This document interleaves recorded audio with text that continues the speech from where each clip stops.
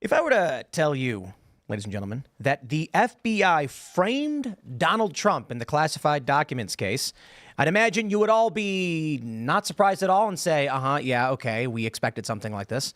Yeah, not surprising to hear this news. The FBI now admitting in new filings that, those photographs that went viral of all the secret documents that were scattered all over the floor, they staged the whole thing. Not only did they put placeholder documents on the ground, they brought cover sheets and placed them over some of these documents in this photo. So in this viral photo where everyone's saying, look at this stack of documents that Trump had, the FBI was framing Trump definitively in the court of public opinion. But I would say that this photo as evidence was framing Donald Trump to various degrees in the actual court system. Why? Joe Biden also had, in a very similar matter, classified documents, though Biden admitted he had the classified documents intentionally to make money off of, to write a book. That, well, they say, well, he's a forgetful old man. It was a mistake. Donald Trump, they come out, stage the evidence, then say, aha, he knew it. This proves it. That's the game they're playing. So we're going to talk about that. We've got some more updates on the CNN debate. The crew over at Breaking Point, Sagar and Jetty and Crystal Ball, have run a segment on this. They, too, have been told by CNN, you cannot comment on the debates, which they do not have the actual legal precedent or authority to dictate of other channels. But the great point that they bring up, CNN's actually allowing every network to rebroadcast, C-SPAN, Fox, et cetera. I believe ABC and others. They're just trying to shut down independent media. So we will talk about that. There's a story from the other day we never got into, but I think is funny. Trump wanting a drug test of Joe Biden, once again asking for a drug test. And of course, they're all, the left is getting pretty angry about it. And then we can talk about Julian Assange. And of course, there was a strike on Crimea over the weekend. And now Joe Biden is moving to deploy private military contractors, U.S. military contractors into Ukraine.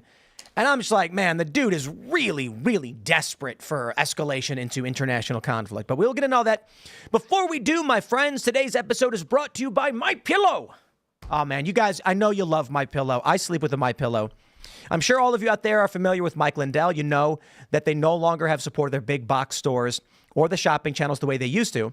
But we're all big fans of Mike. They've been a part of cancel culture. And now they want to pass the savings on to you with their $25 extravaganza. When Mike started MyPillow, it was just a problem solution, one product company. Since then, with the help of his dedicated employees, they now have hundreds of products some of you may not even know about. To get the word out, they're having that $25 extravaganza. 2-pack multi-use MyPillows, $25. MyPillow sandals, $25. Their 6-pack towels, $25. That's awesome. Brand new 4-pack dish towels, you guessed it, $25 for the first time ever. The premium MyPillows with all new Giza fabric, any size and loft level, even king size, $25. It won't last long. So go to mypillow.com, promo code Tim. Eat your heart out, Jack Posobiec. We got promo code Tim now. And you can also call 800-925-9096. And again, shout out to Mike Lindell. We're big fans. Happy to help, and I appreciate his support. We're excited for this because, we moved out to the new studio not that long ago. And we had to buy a bunch of stuff. And of course, we went to MyPillow and picked it up. So again, mypillow.com, promo code Tim. Also, don't forget, I was going to be the pro-life song by Rachel Holt. They came on Friday. They played the song. I recommend you check it out. It's a beautiful song. It's really great. Rachel Holt's really amazing. And this is from Based Records, song.link/Rachel. Buy the song on iTunes and Amazon. And this one's going to be up to you. I think it's a great song. And if you like it and you want to see a pro-life song reach the Billboard charts, that'll be something for the press. Go to song.link/Rachel. Link is in the description below, and buy the song on iTunes and support Rachel Holt's work. We'll be shouting them out all week. And of course, Timcast.com. Click join us, become a member. And we're going to have that members only member call-in show for you as members now more than ever, because we are having this RNC show July 18th live. If you want to be there, Mike Lindell will be there. Shout out, Mike. Luke Rutkowski, Hannah Claire Brimmel, of course, Libby Emmons. I will be there. With everything happening with the CNN debates, now more than ever, we're going to need your support as members to, in the event that we get sued into oblivion or these lawsuits and lawfare kick into high gear, being a member is what keeps the show up and running. So timcast.com, click join us, and we'll see you for that members only show. Smash that like button, subscribe to this channel, share the show with all your friends. Joining us tonight to talk about this and so much more is Amy Kramer. Thank you for having me. I'm excited to be here. Who are you? What do you do? I am the founder of Women for America First. I'm one of the founders of the modern day Tea Party movement, was chairwoman of Tea Party Express, which we were traveled in the bus across the country, very involved in taking back the House in 2010 and then the Senate in 2014. Was one of the earliest ones in the public, in the media, doing CNN and MSNBC supporting President Trump in 2016, saying he did not have a woman problem, that women loved him. And so we founded Women for Trump, the PAC, and then I started Women for America First to help with the America First agenda. And then when the election was stolen in 2020, we're the organization that had the 2 big rallies in D.C. in November and then December, and then we hosted the rally at the Ellipse on January 6th. So, and most recently, I ran for National Committee Woman for the state of Georgia and won. And so July 19th, I will take office and will be the National Committee Woman for Georgia. And we have a lot of questions for your plans in Georgia for November, because this is one of the most important states and one of the most untrustworthy. So we'll get into that. Sad to say, yes. Yeah. But thanks for hanging out. We got Phil hanging out. Hello, everybody. My name is Phil Labonte. I'm the lead singer of the heavy metal band All That Remains. I'm an anti-communist and a counter-revolutionary. How you doing, Hannah Claire? I'm good. I'm so excited for when we all go on tour with your band this summer. Can't wait. Phil told me we're not allowed to go on tour with him. I'm Hannah. Big old trailer just for Hannah Claire. Great. The IRL, we'll all be there. Just classic metal music stuff. No, just political Hannah Claire. podcast. Just Hannah Claire. I'm Hannah Claire Bremel. I'm a writer for SCNR.com. That's Scanner News. I'm really grateful to be part of that team. Follow their work at Timcast News on the internet. Hi, Serge. Yo, let's get into it. Here's the story from the Post-Millennial. I can't believe it. FBI turned off cameras out of Mar-A-Lago raid, admits to adding cover sheets to documents before taking photographs for evidence. I need to take you back in time so you can understand what this is all about. From Business Insider, August 31st, 2022, a photo shared by the DOJ of materials recovered at Mar-A-Lago clearly shows documents labeled top secret with distinctive cover sheets that are hard to miss. Take a look at this this photo they got here. Let's maybe we can make this photo a little bit bigger. Look at that, with the big red circles and the arrows pointing at top secret, top secret, top secret. What if I were to tell you that this was a fake photograph they staged? That not only there were a lot of complaints from the Trump camp that they pulled random documents from various boxes and laid them on the floor to make it look like there was a cluster of classified documents, but we are now learning, I should say we're confirming, the story broke actually last month, but we have hard confirmation as they have admitted in filings, yeah, those cover sheets that say top secret, those are fake. They brought those. And more to the point, apparently all the documents are quote unquote placeholders, meaning they went through a bunch of boxes of Trump's knickknacks, random newspaper clippings and random letters that he had collected while he was president. The real story seems to be, yes, it appears Trump did have, at least allegedly he had, classified documents. We'll see what the courts determine. But it's more so that there were a bunch of boxes of random garbage that Trump didn't really know about that they took with them when they left. And it seems like the FBI is trying to make it seem like Donald Trump intentionally took large clusters of top secret documents with these big, broad cover sheets. Why? Well, Joe Biden's not being criminally charged for the same thing. He had a bunch of classified documents at a bunch of his different locations, and they said, yeah, he's a forgetful old man. It seems that's the case with Donald Trump as well. He had personal keepsakes and letters and thank you notes and some random papers from his office that were classified. Seemed like he just forgot about it, like most people would. And they're framing it to make it seem like it was intentional. Julie Kelly with the report saying, holy ish. Special counsel Jack Smith just admitted the FBI added cover sheets to alleged classified documents found at Mar-a-Lago and took photos for evidence. This confirms my report from last month that the FBI doctored evidence to produce stunt photos for classified docs at Mar-a-Lago, stating, I love this, as part of the processing of seized documents marked classified, ERT photographed the documents, parentheses, with appropriate cover sheets added by FBI personnel next to the box in which they were located. The photographs attached as Exhibit 8 are examples. Not only that, it's been further reported that the documents that they put in the photo were quote unquote placeholders.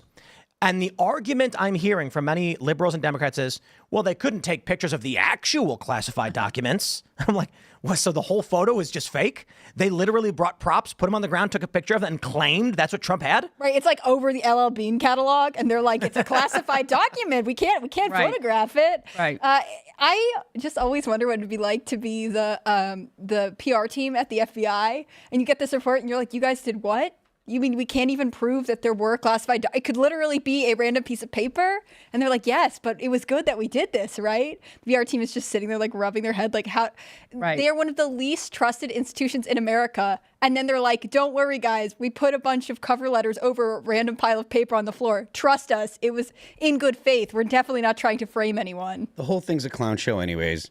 Like the only reason that they're doing this is because it's Trump. Clinton had plenty of classified documents. She had a whole server. Obama killed a guy. Obama killed a guy. Killed an a American, kid. an American without due process. Bush authorized the PRISM to spy on all Americans. Like, they're all criminals. The only reason this is happening is because his name's Donald Trump and because he's an outsider. It is really fun when you think about it, though. It's like, so under George W. Bush, you get the expansion of the NSA and the mass surveillance program. And who was it who lied to? I'm always mixing them up. It was the former head of the NSA, I think, lied to Congress about their spying. Who was it? Was it Brennan? He was CIA, but he's lied to Congress. I mean, The better question is who hasn't lied to Congress. That's a good point. That's a good point. That's exactly the point. Like, the whole thing is only because Donald Trump. It's only and no one's ever held accountable. Of course. Can you imagine, like, the federal prosecutors pretending to be serious, sitting in a room with like a bunch of personnel, and they're going through documents and like, let's see, George W. Bush, illegal mass surveillance, put that over here. Barack Obama killed a 16-year-old, and here we go. Oh my, Donald Trump, yes, he had classified documents. Oh, I'm sorry, we're gonna have to arrest him for that. Pence. Obama had Pence had him. Obama has him. Clinton Biden had him. Biden has him in multiple locations. He had him sitting in behind his who was the Corvette. Who was the guy that stuffed him in his underwear or socks at the National Archives and left with him? He was wasn't he? He was Clinton? He was with Clinton or Obama. Oh my gosh, what was that was like name? the Clinton sock drawer story, right? Yeah, I mean, it's ridiculous, and no one's ever held accountable. No, Joe Biden had these boxes with the classified documents in his garage. Yep. Donald Trump had boxes with classified documents, allegedly. I mean, the Biden thing they admitted, in Mar-a-Lago. When the FBI raids Joe Biden, they take a picture of the Corvette in the boxes and say, yeah, it looks like that. With Donald Trump, they go through all the boxes, pull out the documents, stage photo documents on the ground with fake covers, and take a picture of it. This is twofold framing of Donald Trump. First, to make the public, actually it's threefold, to make the public think Trump had this thick stack of documents when it was more random stuff. The second is it's evidence they presented in court documents to the court. But the what was I going to say? I forgot what the third point I was going to make is. But there you go. Those are the two important points. You referenced Sandy Berger, right? Yes. He's a former national security advisor. Yeah. I mean, I think ultimately, this is... It only serves to make the FBI look worse to people who already don't trust them, and it makes any sort of criticism of the FBI is going to play out to be like, these crazy whack jobs will do anything to defend Trump. It's going to push further divide and distrust in either your neighbors or the institutions. But I think you have to look at why they're doing it, too. And it goes back to, I mean, allegedly they did it to get the Crossfire Hurricane documents that Trump had unsealed right when he left office. That is one of the things. But also, they're doing this because they know that they stole 2020. And they thought that Trump would be, for all intents and purposes, done after 2020, that everybody had turned on him, his own VP, and he would never mount a return. And he is. I mean, and so they're doing everything. Just think about this, you guys.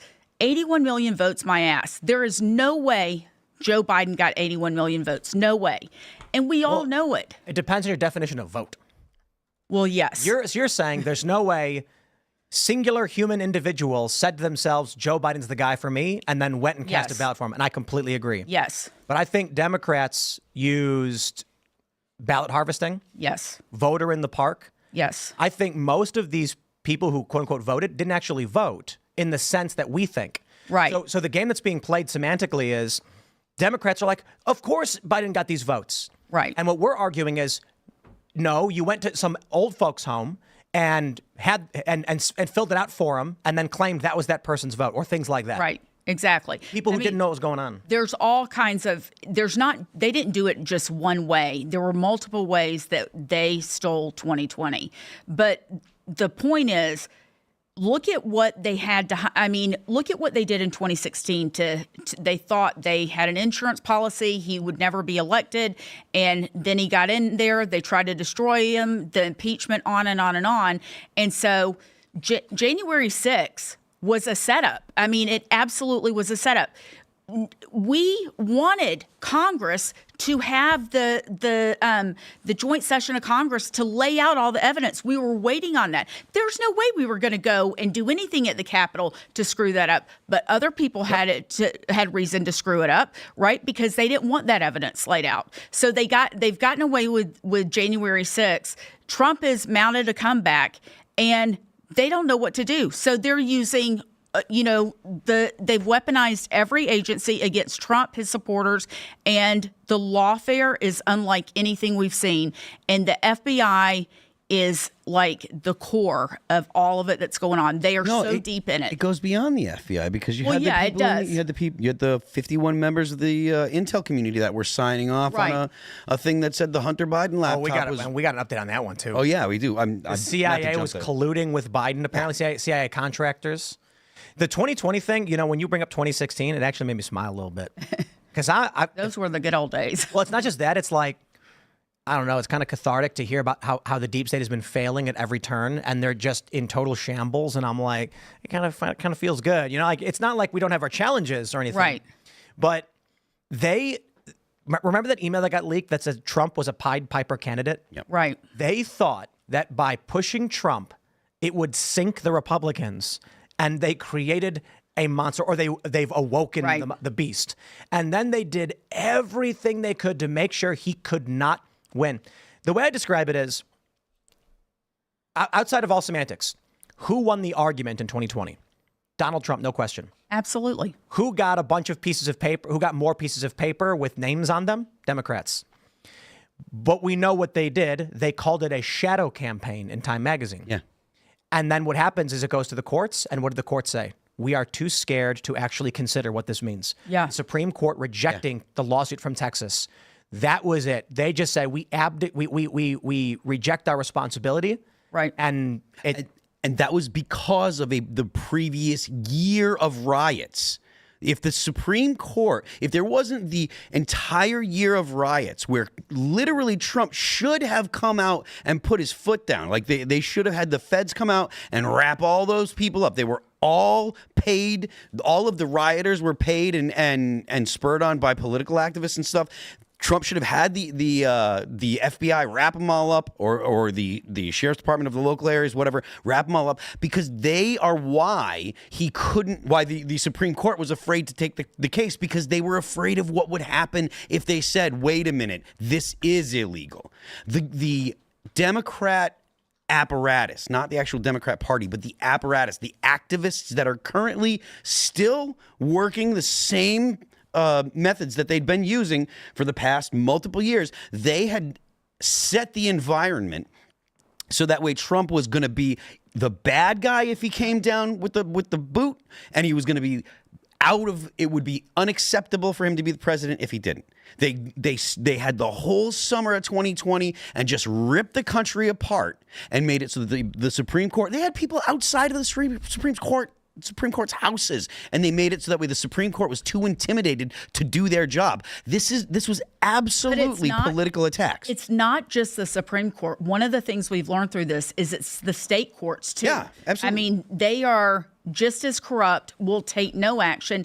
And quite honestly, some of the AGs in these Republican red states across the country that are absolutely doing nothing. My state, AG has done nothing, but has sat back and watched Fani Willis go after, President Trump and 18 other co-conspirators, and it's all BS. I mean, quite frankly, if anybody wants to be charged, if anybody should be charged with RICO, it is the left and what they've done with all this lawfare and everything else. I mean, you're right, but we're so far beyond that. I mean, we're talking right now about the FBI staging evidence at Donald Trump's home. They were authorized to use lethal force. The media is covering that up, claiming Trump's lying. I love this. NBC, I think it was NBC. I don't know. There's a fact checker, and they're like, Trump falsely claimed that they were authorized to use lethal force.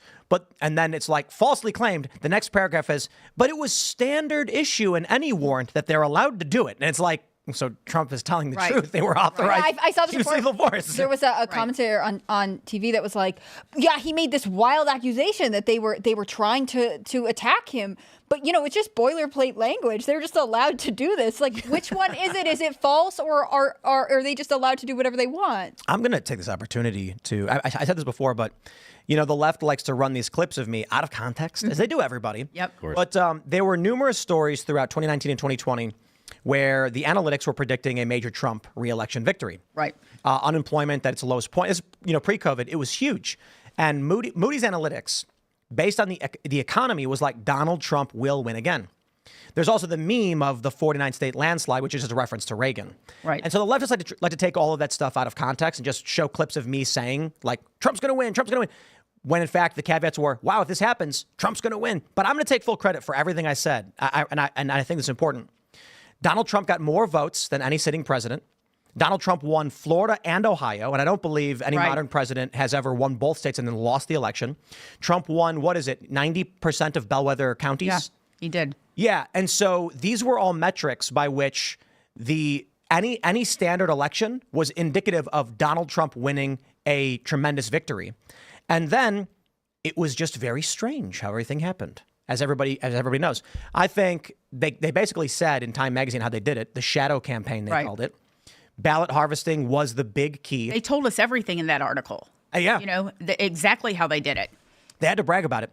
But so hopefully in Georgia and in these other states, Donald Trump has talked about swamp the vote, that Republicans have to play the same game. Yep. And you're going to need Republicans on the ground, people like Scott Pressler going door to door, knocking on doors and saying, did you fill out your mail-in ballot yet? Because that's the game that's being played. 2020, Donald Trump won the argument, but the Democrats, I don't like the word outmaneuver, because it's more like, is it cheating or is it not cheating? Well, there's this viral video I've mentioned several times of speed skaters. Have you guys seen this ice skating video where the Chinese team outlaps the whole pack? Yeah. And then they're behind. So one of the Chinese racers outlaps the whole group and then stays in the back. So the group doesn't realize that person's in first place. Right. Everybody says, oh, that's cheating. It's cheating. Other people said it's strategy. It's strategy. Depends on your perspective.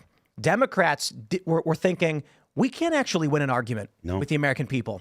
So how can we get a bunch of pieces of paper that qualify us to win the election?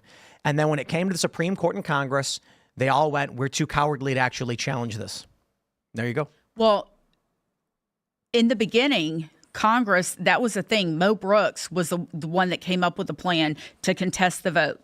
And that's why we took the March for Trump bus across the country, because we wanted to put pressure on these congressmen and senators to get them to contest the Electoral College on January 6th.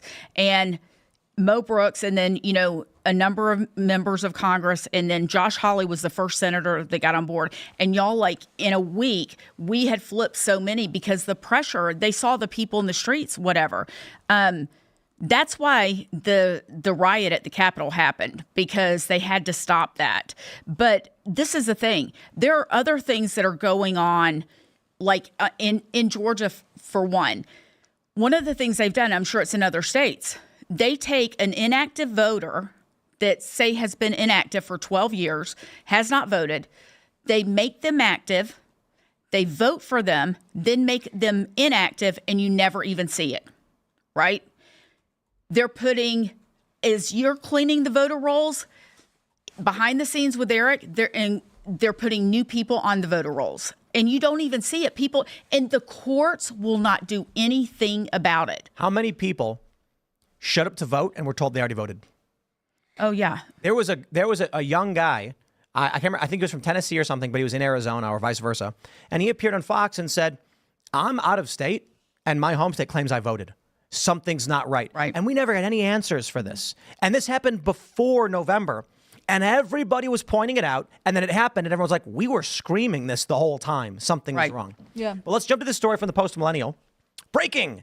New GOP report reveals CIA contractors colluded with Biden campaign to frame Hunter Biden's laptop as Russian disinformation. Just because these people are scumbags, I'm going to insert. We have more evidence that Joe Biden crapped his pants on stage than we do that the Hunter Biden laptop is part of a Russian disinformation scheme. I will clarify. I'm not saying Biden crapped his pants on stage. I'm saying there is more evidence that he did than any of these claims from these crackpot spies. The House Judiciary revealed on Tuesday that CIA contractors were among those who colluded with Biden's campaign in 2020 to release misinformation, claiming that Hunter Biden's laptop had all the hallmarks of Russian disinformation. I love that it's always Russia doing it, as if just like literally any other country that hates us doesn't exist, but I digress. The committee shows that high-ranking CIA officials, up to and including then CIA Director Gina Haspel, were made aware of the Hunter Biden statement prior to its approval and publication. They further state that because several former senior intelligence officials signed the statement, the PCRB sent the draft statement to the CIA's then chief operating officer, Andrew McRittis, who said he subsequently informed then Director Haspel and then Deputy Director Vaughn Frederick Bishop that the statement would be published soon. Senior CIA leadership had an opportunity at the time to slow down the CIA's process for reviewing publication submissions and ensure that such an extraordinary statement was properly vetted. The implication from the committee is that this did not happen. In fact, CIA contractors, including Michael Morrell, were on active contract with the CIA at the time of the Hunter Biden statement publication. Morrell was the one who penned the letter after being contacted by then Biden campaign senior advisor and asked to do so. I'm sorry. To me, that doesn't sound like CIA contractors colluded with the Biden campaign. That sounds like the CIA staged a coup against a sitting president. And if the official or people that are acting as officials for the intelligence apparatus are saying to the American people, it looks like this candidate is has been assisted by a foreign government. If they say that, the American people are going to say, well, that seems legitimate, or that sounds to me legitimate because they see their people in positions of authority. It's lying to the American people, and it's the government putting its finger on the scales for a candidate. This is in violation of every single law about the government having anything to do with elections. The reason why all the states run their elections is because the federal government isn't supposed to have an opinion about who does or does not get elected. They're not supposed to get a say. So the fact that they actually put their finger on the scale means that it's illegitimate. All of those people need to lose their clearances. That's just purely obvious. Speaking of, though, They should be in jail. just one little piece of trivia. Did y'all know that Dana Bash's ex-husband, Jeremy Bash, is one of the ones? I think he's her ex-husband, yeah, because then she married John King. It got brought up to us last night, actually, for the first time. Phil gasped audibly.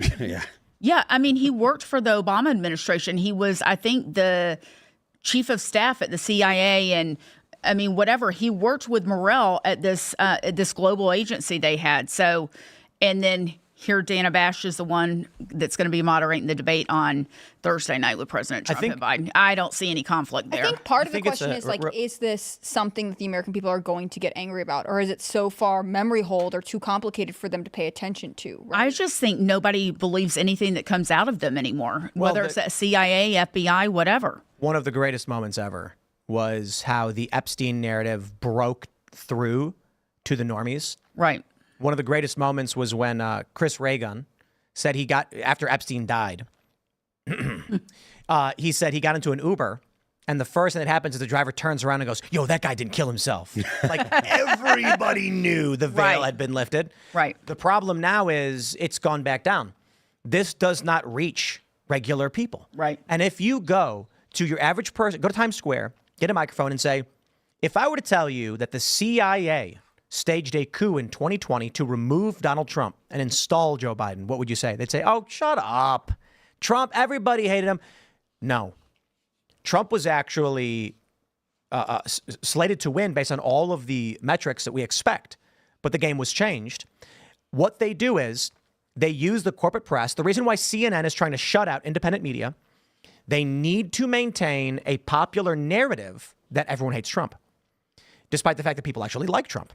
Right. Then your average person will say, well, I voted for Trump. I mean, I like him, but I have heard on the news 874,000 times that people hate him, so I understand why he lost. Yeah. They need you to believe he is hated when it makes no sense that he is hated. I'm sorry. Look, people hate Trump. I know that's true. But for the most part, Donald Trump is a masterful entertainer, and everyone knows it.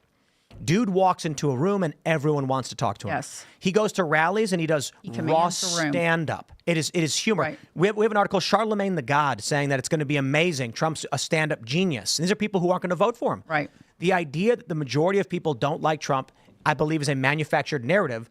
So the American people are willing to accept why he didn't win. Yeah, I also think that this relies on the idea that Americans believe America is not like other countries. They think coups only happen in third world Right. nations that have all kinds of political instability.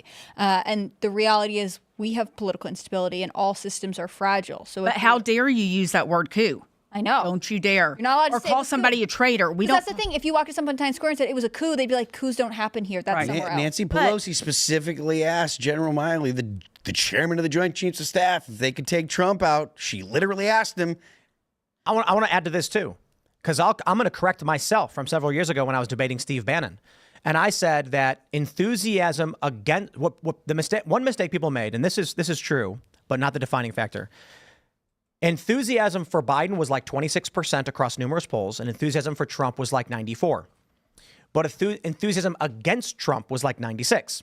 And so I argued back in like 2021 with Bannon, Trump supporters were missing that people were. I told Bannon it was an anti-election. People anti-elected Trump. What I would correct now is I believe that is true, but not the defining reason why Trump didn't win. Why? Because they published what they did in Time magazine, and this sort of changed everything. They said, oh, by the way, we engaged in this massive campaign to secure the election. And then it's like, oh, wow. So certainly there are people who don't like Trump, but it was mass ballot harvesting. The voter in the park was a big thing. It was judges and governors changing election rules without constitutional authority to do so, and making it so that the whole game was tilted so that they bent the rules to make it so that Biden would win. And that's what they did. I agree with you in that your everyday average person does not get down into the weeds on this stuff.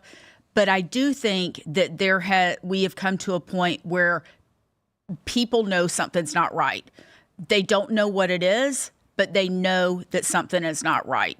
And they're willing to speak up about it now. You know, people say something in the grocery store if I have Women for Trump, or, you know, I have MAGA. We did a car parade a couple of weeks ago. I have MAGA on my back window, and some guy walking through the parking lot, he was like, I'm right there with you, thumbs up. He said, they stole it last time. Well, you guys, this guy would have never said that to me 3 years ago. I mean, he wouldn't have. And so I think people know that something happened. They don't know what's going on, but they know it's not right, and that they can't. And the thing is, the reason they know that is because it's kitchen table politics. It's the economy. It's the crime because of the open border, and it's the things that are touching their families, and it's making it personal, and that's why they know something's not right. I agree. I think this is something the Biden administration has done really badly and basically inflicted on themselves, which is that they always say, no matter how anyone feels, no matter the fact that people are constantly reporting that they are struggling to pay their bills, that there's rising credit card debt, all of these things. The Biden administration is always, every time there's a job metric that comes out, they're like, well, this is why it's actually going well. And actually everything's better than you're saying. And, ignore how you feel, believe our messaging. Right. In some ways, I think they could they could have done what Gerald Ford did, which is to come out and say this when he had the State of the Union address, the State of the Union is not good, and specifically talked about the economy, because then he would seem credible. He would be acknowledging what the American peoples are going to. And I think Americans who are maybe not even that interested in politics, but are trying to build a life for themselves and their family, are tired of hearing that everything is fine, stop questioning us, while they watch money get shipped overseas, while they watch their bills go higher and higher, while they watch their children struggle to get off on their own foot with independently and financially secure. It's sad to see this be the reality, because ultimately it's creating a sense of division, and I don't know that that's something that American people can really come back from, even in one presidential cycle. Like, if should President Trump be elected in November, I don't know that we could just have spent 4 years, even if things get better, necessarily making people feel more secure, rebuilding that trust. Like, it's such a intensely damaging experience to the American psyche. It is. And when you go to the grocery store and toilet paper is $32, $26 on sale, dishwasher tabs, 60 tabs are $25. People can't pay that. I mean, it's insane, and they cannot afford it. And, all these jobs they keep saying are being created. Yeah, these are not full-time, good-paying jobs. These are jobs that people are going and getting their second and third job just to make ends meet, and you can stand there and lie to the American people all you want, but they're living it and they know what the reality is. Mm-hmm. And I mean, look, I love President Trump, and I think at this point he's our only hope. But I think also this is one of the reasons that the VP choice is so important, because it's going to take longer than 4 years to turn this around. And so we need somebody that will continue the America First agenda and continue pushing back and do the things that need to be done to save this country. Who do you want to see as VP? I'd like to see J.D. Vance. Yeah, I like. He's my first choice, and my second would probably be Vivek, and then third one would be Ken Paxton. And I'd rather see Ken Paxton as AG, I think, for right now. But I'll tell you what it comes down to is, look, I'm afraid they're going to try and kill President Trump. They're going to do something to him. And who is the person that absolutely will not crater, cave to the establishment globalists and will push back on him? And I think that really those three that I named are the only ones. I mean, you've seen J.D. Vance. He knows how the left is because he's been part of the left. He's came, from nothing and built his way up and whatnot. And then he was part of Hollywood after his book and movie. And so he knows what it's like with the left. And Vivek Ramaswamy, I mean, he's a businessman that's built himself up. Neither one of them really need anybody else's money. But look at JD going to the World Economic Forum and telling them, going into their house and telling them, pushing America first and whatnot. And I don't think there's any. I love Ben Carson. There's plenty of others that, I think would be good. But at the end of the day, if Trump's gone, those globalist establishment forces are going to be pushing so hard, and who is not going to cave? And I think that's the most important thing. Let's jump to this story from the Huffington Post. Oh, they're really getting a kick out of this one. Trump suggests Biden take a drug test as allies continue attacks before debate. Quote, I would also immediately agree to one, the former president wrote in capital letters on his social media platform. So I just have a question for these leftists who are highlighting this. What's the counter? Donald Trump offers to take a drug test and asks that Joe Biden do the same. For what reason does Joe Biden say no? Right. I think this is the weirdest thing. They're acting, they're going to say it's so disrespectful that he would even ask. But if in this case, what do you have to lose, right? Yeah. It could literally be nothing if you just said, yeah, sure, we'll do it. We all know why. We all know why. Joe Biden's going to be hepped up on goofballs. Okay. There is not. Now, here's one. Okay. I made this point in the previous segment that if you go to Times Square, walk up to a random person and say, do you think, what if I told you the CIA staged a coup against the president, against Trump? They'd say, yeah, get out of here. If you go to the average person in Times Square and say, do you think that Joe Biden takes some kind of psychoactive drug? They're going to be like, yes. I don't know. Or Right. no, to be fair, they might say no. And it's because if he was, he wouldn't be garbling nonsense. He'd actually be Hopefully, somewhat it'd be a little better than his shamanamana or whatever he said. shaman. But perhaps Biden's Bumbling, stumbling. yeah, perhaps Biden's brain is so bad the stimulants aren't working anymore. I think the other problem is if he had to do a drug test and it was evaluated by a third neutral party, it might reveal that he's on some medication that they have hidden from the American public because he's a medical condition that they're hiding. I'm spitballing here. Don't come for me, CNN. But They haven't revealed any medication, though, that he's on, right. really. I mean, they always hide his health report. They Right. always say he's fine. But, look, I that's just why think that would be the real concern. Like, yes, I bet he is, likelihood is theoretically there is a stimulant before the debate, but also what else is in his system that they wouldn't want to be disclosed. Right. He's going to have the cocktail that guy is on is going to be And the reason he's at Camp David this week, focused only on this, is because they're having to change his sleep cycle and whatnot to Yes. get him Yep. to where he You can pull it closer. He's at full performance, right? No, right. He's probably in bed until 6 p.m. Right.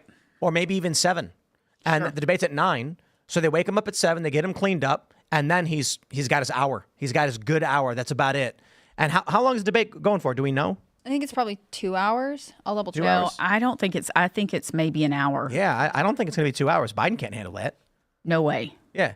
No. I think I feel like they're typically 90 minutes, but I wouldn't be surprised if they agreed to. I bet they do crazy stuff. I bet they red light therapy and laser blast him, IV NAD vitamins and stimulants, and then they blue light blast him afterwards. I mean, I don't imagine that they're not going to be giving him something to stimulate him a little bit. Give him a little bit. Extra. I'm trying to be gentle here. I wouldn't be surprised if they have some kind of electrodes hooked up to his back that just run a current through his body. No, I'm kidding, by the way, but it is true that if you run a light current through the brain, it actually improves cognitive function. Really? Yeah, they've done these studies where they do low-level currents to the brain and recall and was just better, solved math problems faster. They're going to have this guy. I wouldn't be surprised if someone notices a cable running down his pants out of the room or an IV drip into his back or something. Look, I think Trump should be very kind to him and treat him like granddaddy or something. Here, Joe, can I get that chair for you? Or Yeah. Do you need me to speak up, Joe? Can you hear me? Are you feeling okay? Yes, just be like you would treat an elderly grandparent. I think good. Yeah, I think that's what President Trump should do, and put it on full display. And when it comes to, I was saying this the other day, when Joe Biden mutters, Trump absolutely every time must ask for clarification. Right. So when Joe Biden goes, Trump should say, when they say, Trump, how do you respond? I'm sorry, could Joe repeat that? I did not make out what he was saying. Because the people at home watching on their Timcast IRL commentary show or on CNN, wherever you may be, are going to be thinking that. They're going to think, I have no idea what he just said. And if Trump, so if they say to Joe Biden, what's your immigration plan? And Biden says, we got to get it on the border. And if they say, okay, and Trump, what's your answer? And Trump just starts talking, people will forget that Biden didn't give an answer. Right. Because they're going to shift their attention immediately. If Trump says, I'm sorry, I couldn't quite make out what Joe had said. Joe, would you mind repeating that one more time? Then it shifts the focus onto Biden can't talk. Right.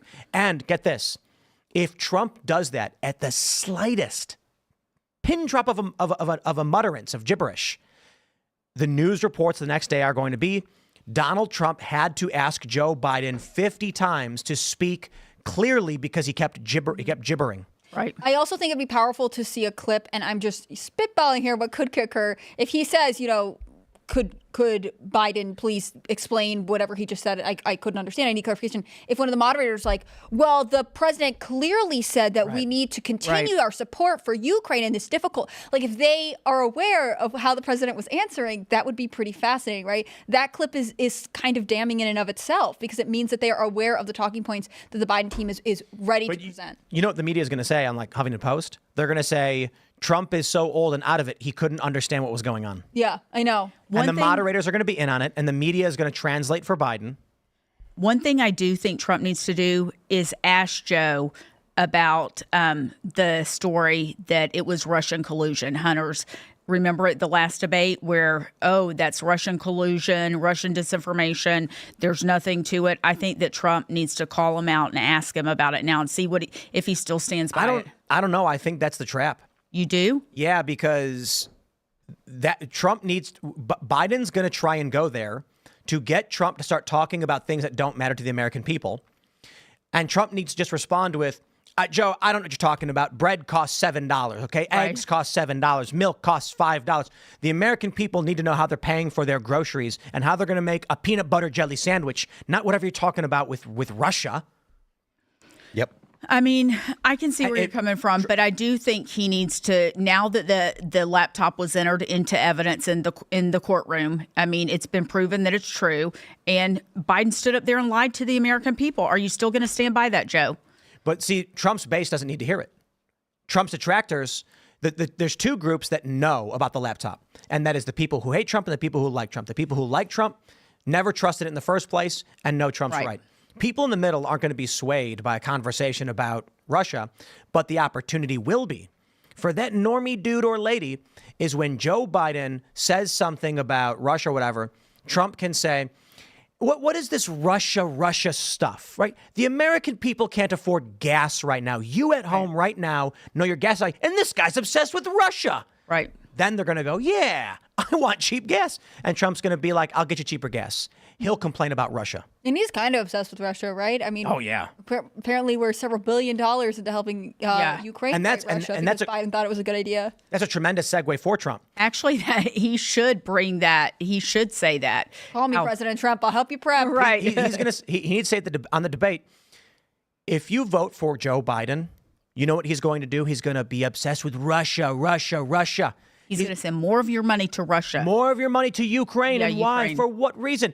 If you vote for Donald Trump, we will keep your money here. We will put it back into the economy for you, for infrastructure, and we'll stop the war with Russia. That's your money being wasted for what? Can any of, and I would say this, I would ask, this was really great in the Republican primary debates. Who was it? Vivek asked Nikki Haley to name 3 oblasts in Ukraine, and she's like, "Brr." And then later on, she's like, Kharkiv, and then she started naming them. It's like someone fed it to her. Right. Yep. They're like looking at her in the audience going like, Kharkiv. It wasn't good, though. Because at that point, you kind of just got to walk it off. Like, you couldn't name it in the moment to be like, and actually 5 minutes later, I have thought of them. Like, I don't know. Right. Yeah. I don't know if that was a moment. Yeah, let it go. Yeah. It is. I think the debate's going to be really interesting because, and again, I have sort of a cynical attitude toward debates. They don't necessarily really give us some intelligent, like well thought out, how do we actually solve crisis? It's definitely about seeing them go head to head.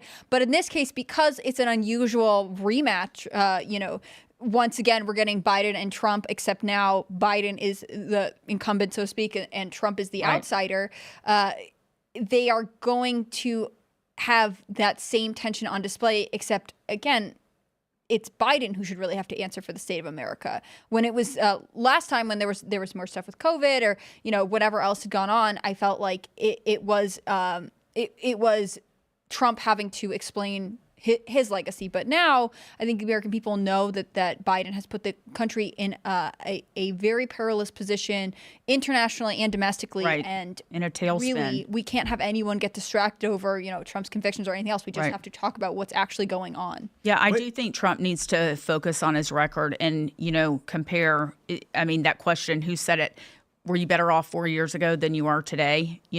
And people need to be reminded.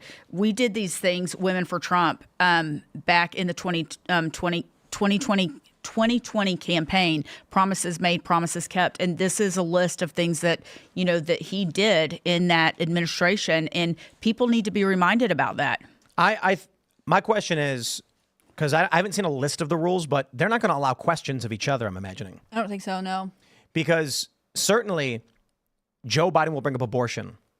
I think there's 2 plays on this one. Trump could go full swing to the right, just saying, we did it, we won, we got Roe v. Wade overturned. I wonder if the better play is for Trump to say, abortion? Now, look, it's a big issue. I know people are concerned about. But people are concerned about how they can get gas and milk and bread and eggs and pay their rent. Young people who can't afford to buy homes, start families. And you're sitting up here talking about abortions? We can figure that one out together in this country, but we need to figure out how to get young people to buy homes, the elderly to get their Social Security paid for, to make sure they have access to proper medical treatments, not whatever it is you're talking about. It's interesting, too, because he could really dovetail into these issues from abortion really easily. I mean, one of the things that I saw, I was watching I think it was MSNBC, interview women who were apparently impacted by, abortion restrictions in Texas. And they were like, this woman couldn't afford to travel out of state. Well, why can't she afford to travel out of state? Because Biden's economy is so bad. Right. This woman, whatever, like all of it ultimately dovetails back to the fact that like everyone's lives are extremely difficult because of the economic position Biden has put us in. Right. Women are not, they're focused on how to put a roof over their head, feed their children. They don't want to be living out of a car with their children, right? They want to make sure their children have health care. They're not worried about abortions when their lives are falling apart right now and they can't even afford the place they're living. But that is what they're going to push. Tim, you're absolutely right. If you watch MSNBC, for days it's been all about Roe v. Wade because it's a 2-year, that is all they're talking about. I think they are going to go there. I think Biden will go there, but I also think Biden's going to go after Trump on J6. I think that's another thing he's going to go after Trump on. I feel like, I hope he does. I hope Joe Biden tries the Russia, the J6, the convicted felon, and I hope Trump responds every time with, here we go again with the weird political back and forth. I don't care about any of that. I'm here to get to work for the American people. If Trump can stick to that and Biden keeps trying to throw bait, the average normie is going to be like, I don't know what that is. Like, Trump's a felon? Like, I don't know, man. I couldn't buy gas today.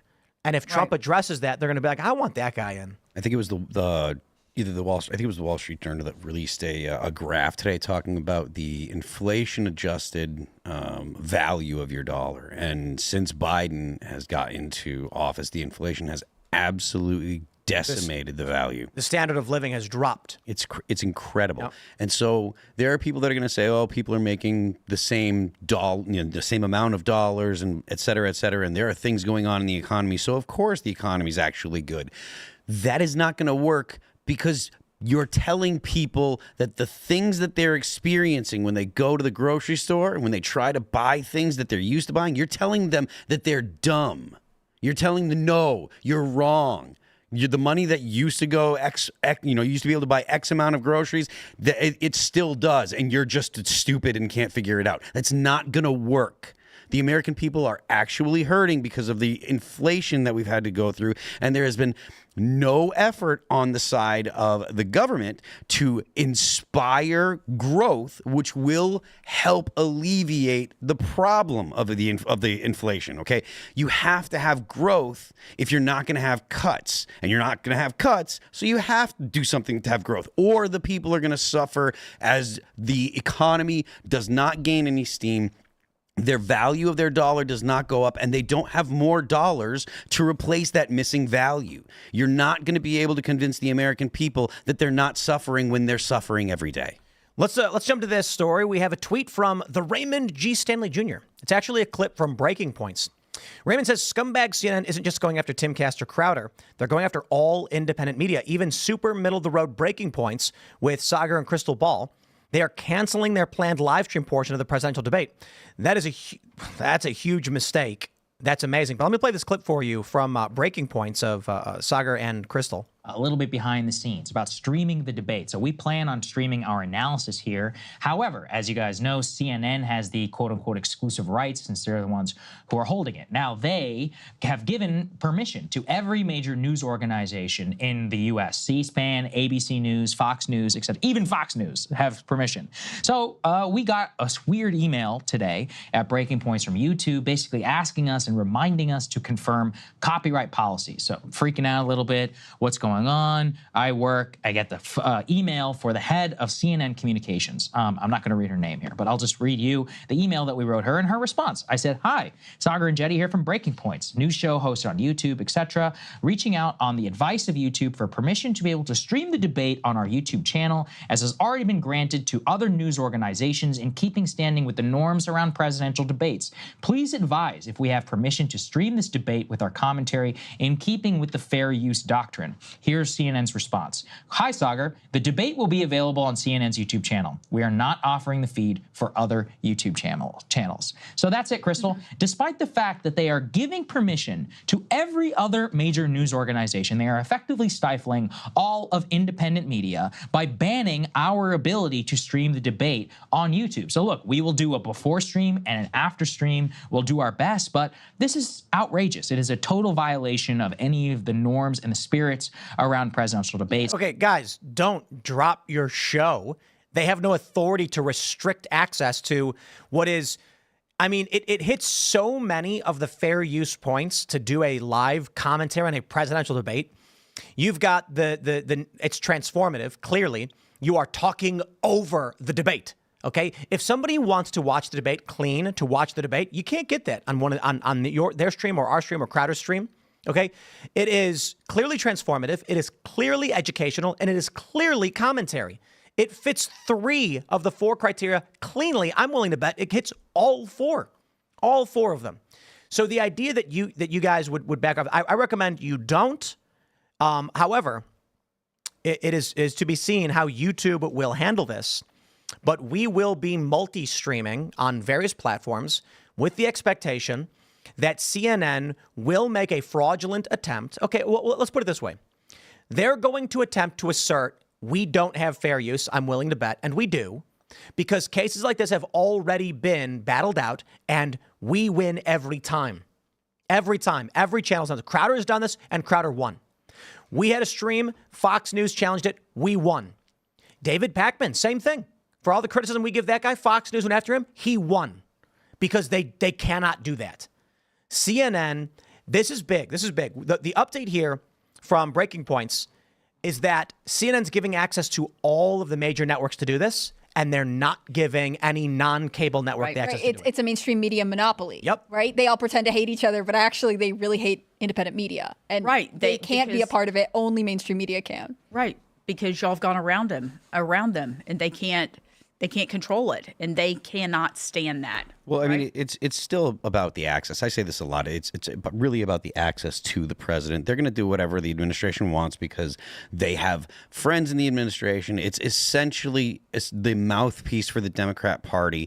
They've already made the bed like that. They've already set the entire the parameters so that way Trump is going to be in as disadvantageous. He's going to have as many disadvantages. Yeah, thank you. Disadvantageous position as they could possibly manage.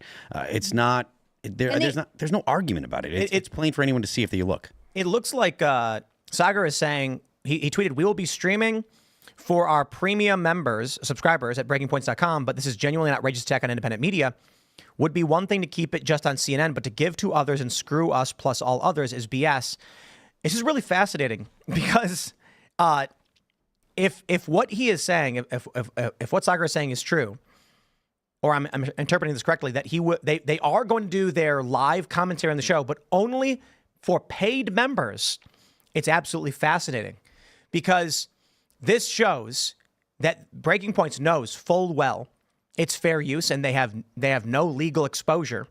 They're actually going to profit off of what they are doing. So this is actually, if you are claiming something's educational, but then you're making money off it, that's a challenge to fair use. Now, it doesn't apply in this regard. It's a presidential debate. But what this shows is Breaking Point's fears, and I mean this all due respect, I'm a fan, CNN is going to file a takedown, put a strike on their channel, and try and disrupt their business. They know that if they do their show through locals, CNN will be unable to do this. And so they're taking their show behind the paywall for defensive reasons. It's actually kind of crazy. This is what CNN has done. And it's true. If we stream just on YouTube, I would not be surprised, and even X, even though Elon Musk has given assurances, these automated copyright takedown systems, I wouldn't be surprised if YouTube, CNN files, everyone's YouTube goes down. X, Elon says DMC won't apply, but there's an automated system there that may still hit. Rumble, I think, would be the only safe public streaming platform where they're not going to get you. But you put it behind your paywall and CNN can't do anything. They can complain. They can send you a letter and you can laugh and throw it in the garbage and say it's fair use. If CNN tried to go after anybody over this, they would probably end up having to pay legal fees for the person they sued, which is why they won't do it, which is why Fox won't do it. So this is actually big, that what CNN is pushing independent media into doing. They've gone off the reservation.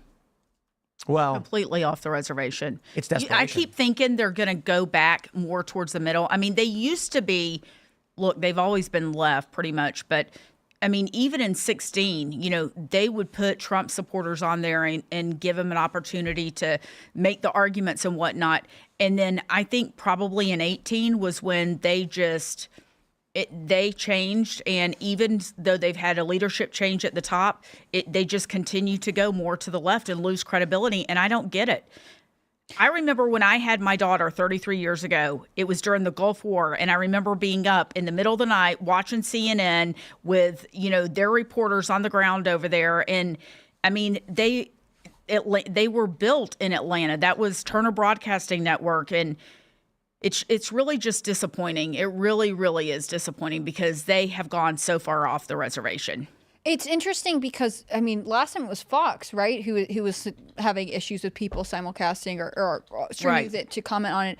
I think so much of it is yes, I think mainstream, especially left-leaning media, has gone so far. There's kind of no walking it back without obviously pointing out your own hypocrisy. But the other part is I think independent media has just gotten so big that it is actually a financial threat to all of these places. If you can't keep all of your I agree with you. If all of the eyes aren't on CNN, they can't say this was the highest watched debate of all time or whatever they want to say, because ultimately, you know, it's very difficult for them to say, like, well, we got this many viewers, and this simulcast that was also watching it got this many viewers, and really don't want people watching that other media. Right. And they want you to listen to their commentators, and you want their perspective and things like that. So it's partially ideological. I agree with you. I think some of it is just this absolute terror that anyone might present information or challenge your moderators or whatever it is. But I think another part of it is just independent media over the last, you know, definitely over the last 2 decades, but definitely in the last 8 years, has grown so much that it can actually hurt their bottom line. And that's really all they care about at the end of the day. Yeah, and they lose control. I don't know if you guys know this, but actually back in 2011, CNN, I went to CNN and we worked with CNN to do the first ever Tea Party presidential debate. We did it in Tampa, and all the candidates were there. Romney, I can't even remember who was there. But they were incredible to work with. And it was one of the most successful debates. Wolf Blitzer was a moderator. It was one of their most successful debates ever. Huge ratings, you know. Then in 2010, when we took back the House, and that first State of the Union after we took back the House, we were going to do a response to the State of the Union with with the Congresswoman from Minnesota, Michelle Bachmann, and we were going to do it at the Capitol Hill Club. And then Fox said they weren't going to cover it live. Capitol Hill Club pulled us, and so we went to the National Press Club. CNN was the only one that carried it live that night. Their ratings were off the chart because they covered the Tea Party response to the State of the Union. So they used to be there where they were giving coverage. They don't even do that anymore. I mean, at all. But another thing I will say, because I worked with CNN so much, the thing is, believe it or not, there are a lot of people behind the scenes running control panels and all this stuff that are conservatives and are with us. But it's their on-air talent and these producers that are way left. I believe that because I think that's true of a lot of different industries, right? If you want to be, I mean, we talk about this with Hollywood, right? If you want to be in Hollywood, then you either have to say nothing or at least parrot the party line. But just, you know, if you're like a sound guy, that doesn't necessarily mean you believe in any of this. Right. Real quick, Twitter is lighting up with people claiming that Jamal Bowman has lost his primary. We're tracking that. He hasn't. Yeah, the results are not even in. Should have closed pretty soon, though, like 9, I think. Just closed, and results are just starting to come in. Yeah. But, like, all of these people, I'm seeing a lot of people I know, high-profile people claiming he lost already with no sources, no evidence, and it's not real. Stop posting stuff you didn't fact-check or source. Because I'm staring at the results, and it's like, okay, let's see. We got our first Bronx County is in with 3% of votes counted. And everyone on Twitter is like, Bowman is out. Bowman is out. And I'm like, where is that? Because am I late to the party? No, but we will have that update when it comes in. This is big because Bowman, of course, he pulled the fire alarm. He committed a crime. He's far left. And apparently he can bench 4 wheels. Did you see that? They're projecting that South Carolina is going to, Sherry Biggs, the Republican in South Carolina, is going to win. Decision Desk HQ is projecting that. She's going to win against 2. She's replacing what? It says primary runoff in South Carolina's 3rd congressional district. It doesn't say who she's running. But it's primary, so I mean, she's replacing a Republican? Do we care? I mean, I'm just looking. I was just thinking. Well, we are looking to see if there will be a rebuke in New York of the far left in Congress. So if Bowman gets primaried and gets booted, which a lot of people predict he will, it's going to be interesting. It needs to happen, and the reason is because the New York City government is the epicenter of the DSA right now. As far as I know, that is where the DSA has the most influence in politics in the United States.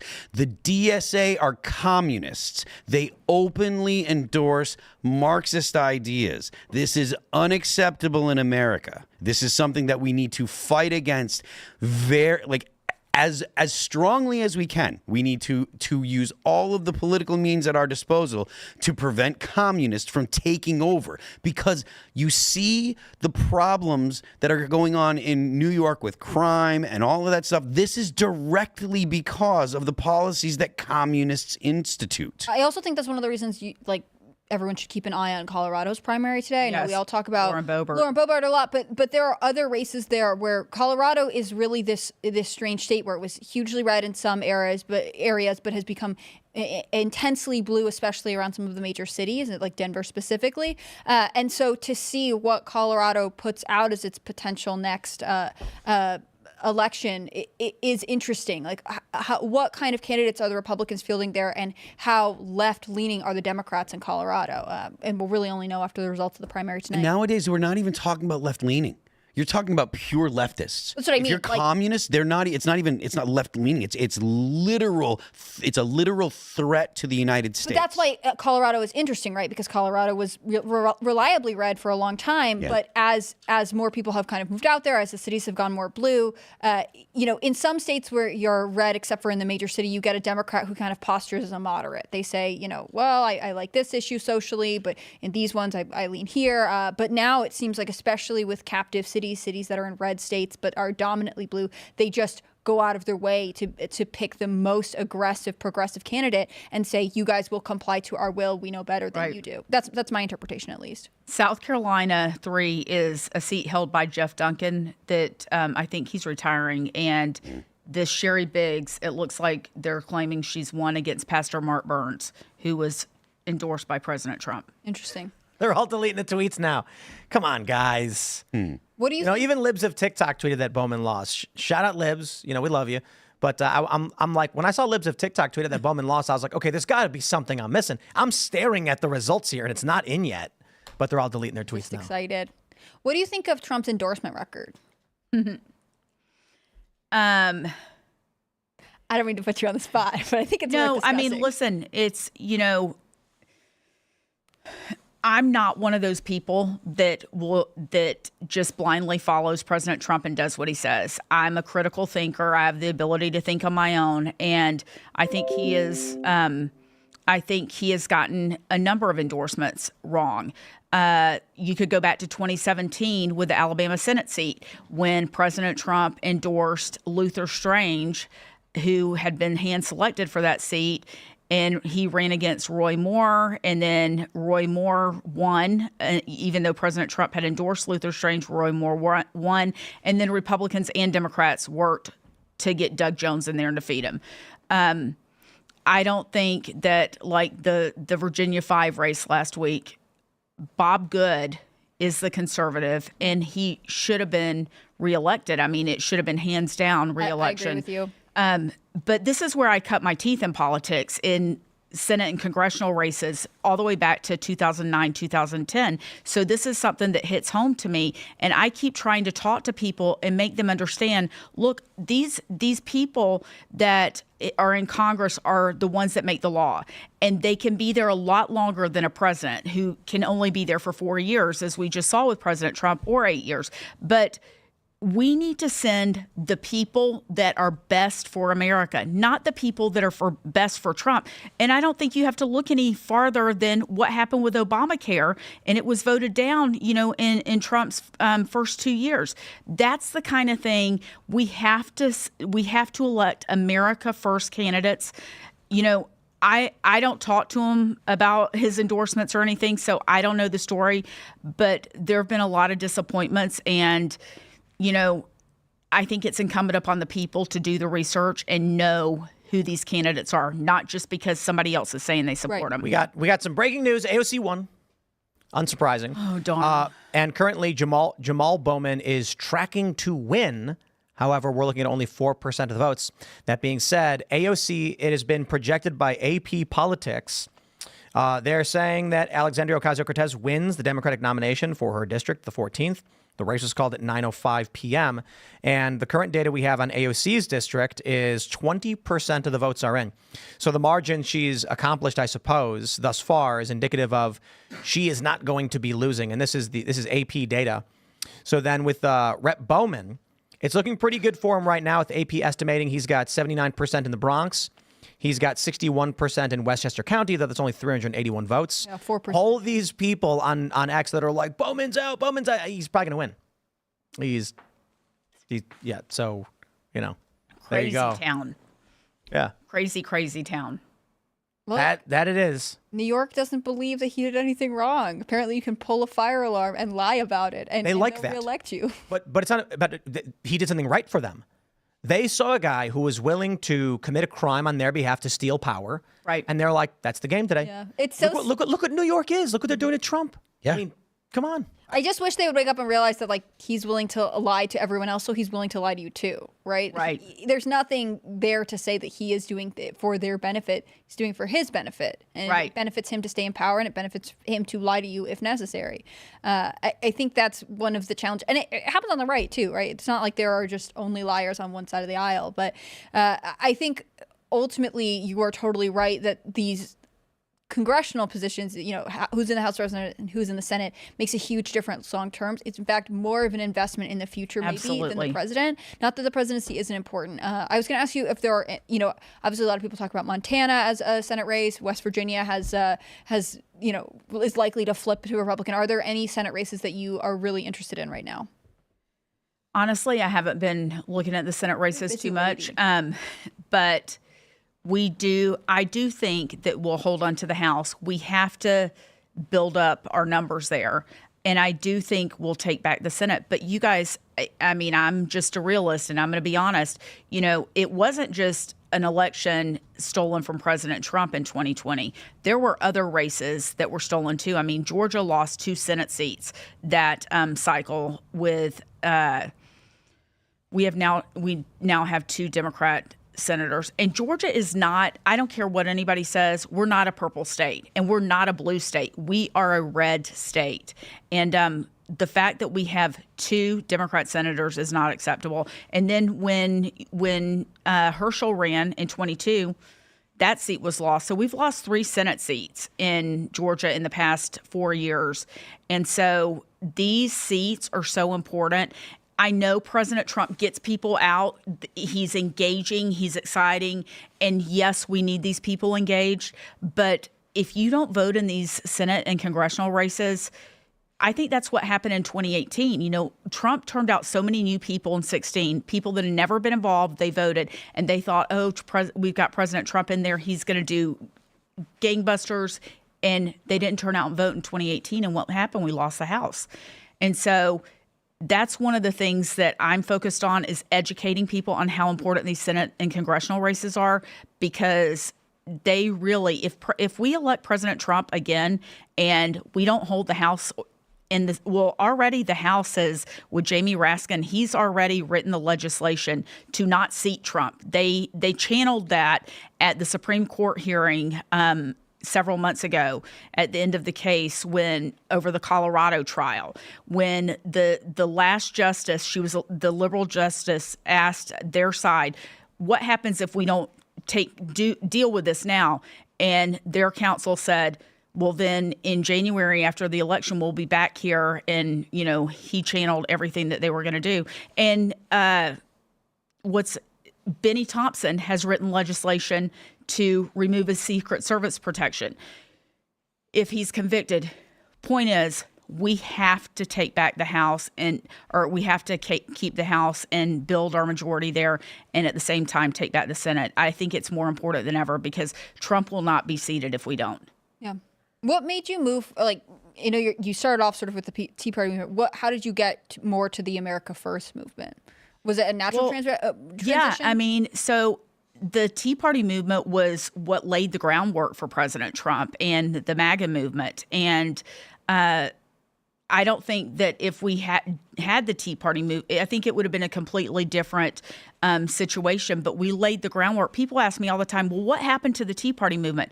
We're still here. We just morphed into something bigger and better, the MAGA movement, and totally focused on America first. And who can be against America first? Like, that's the question that needs to be asked, right? Because how can you be against America first?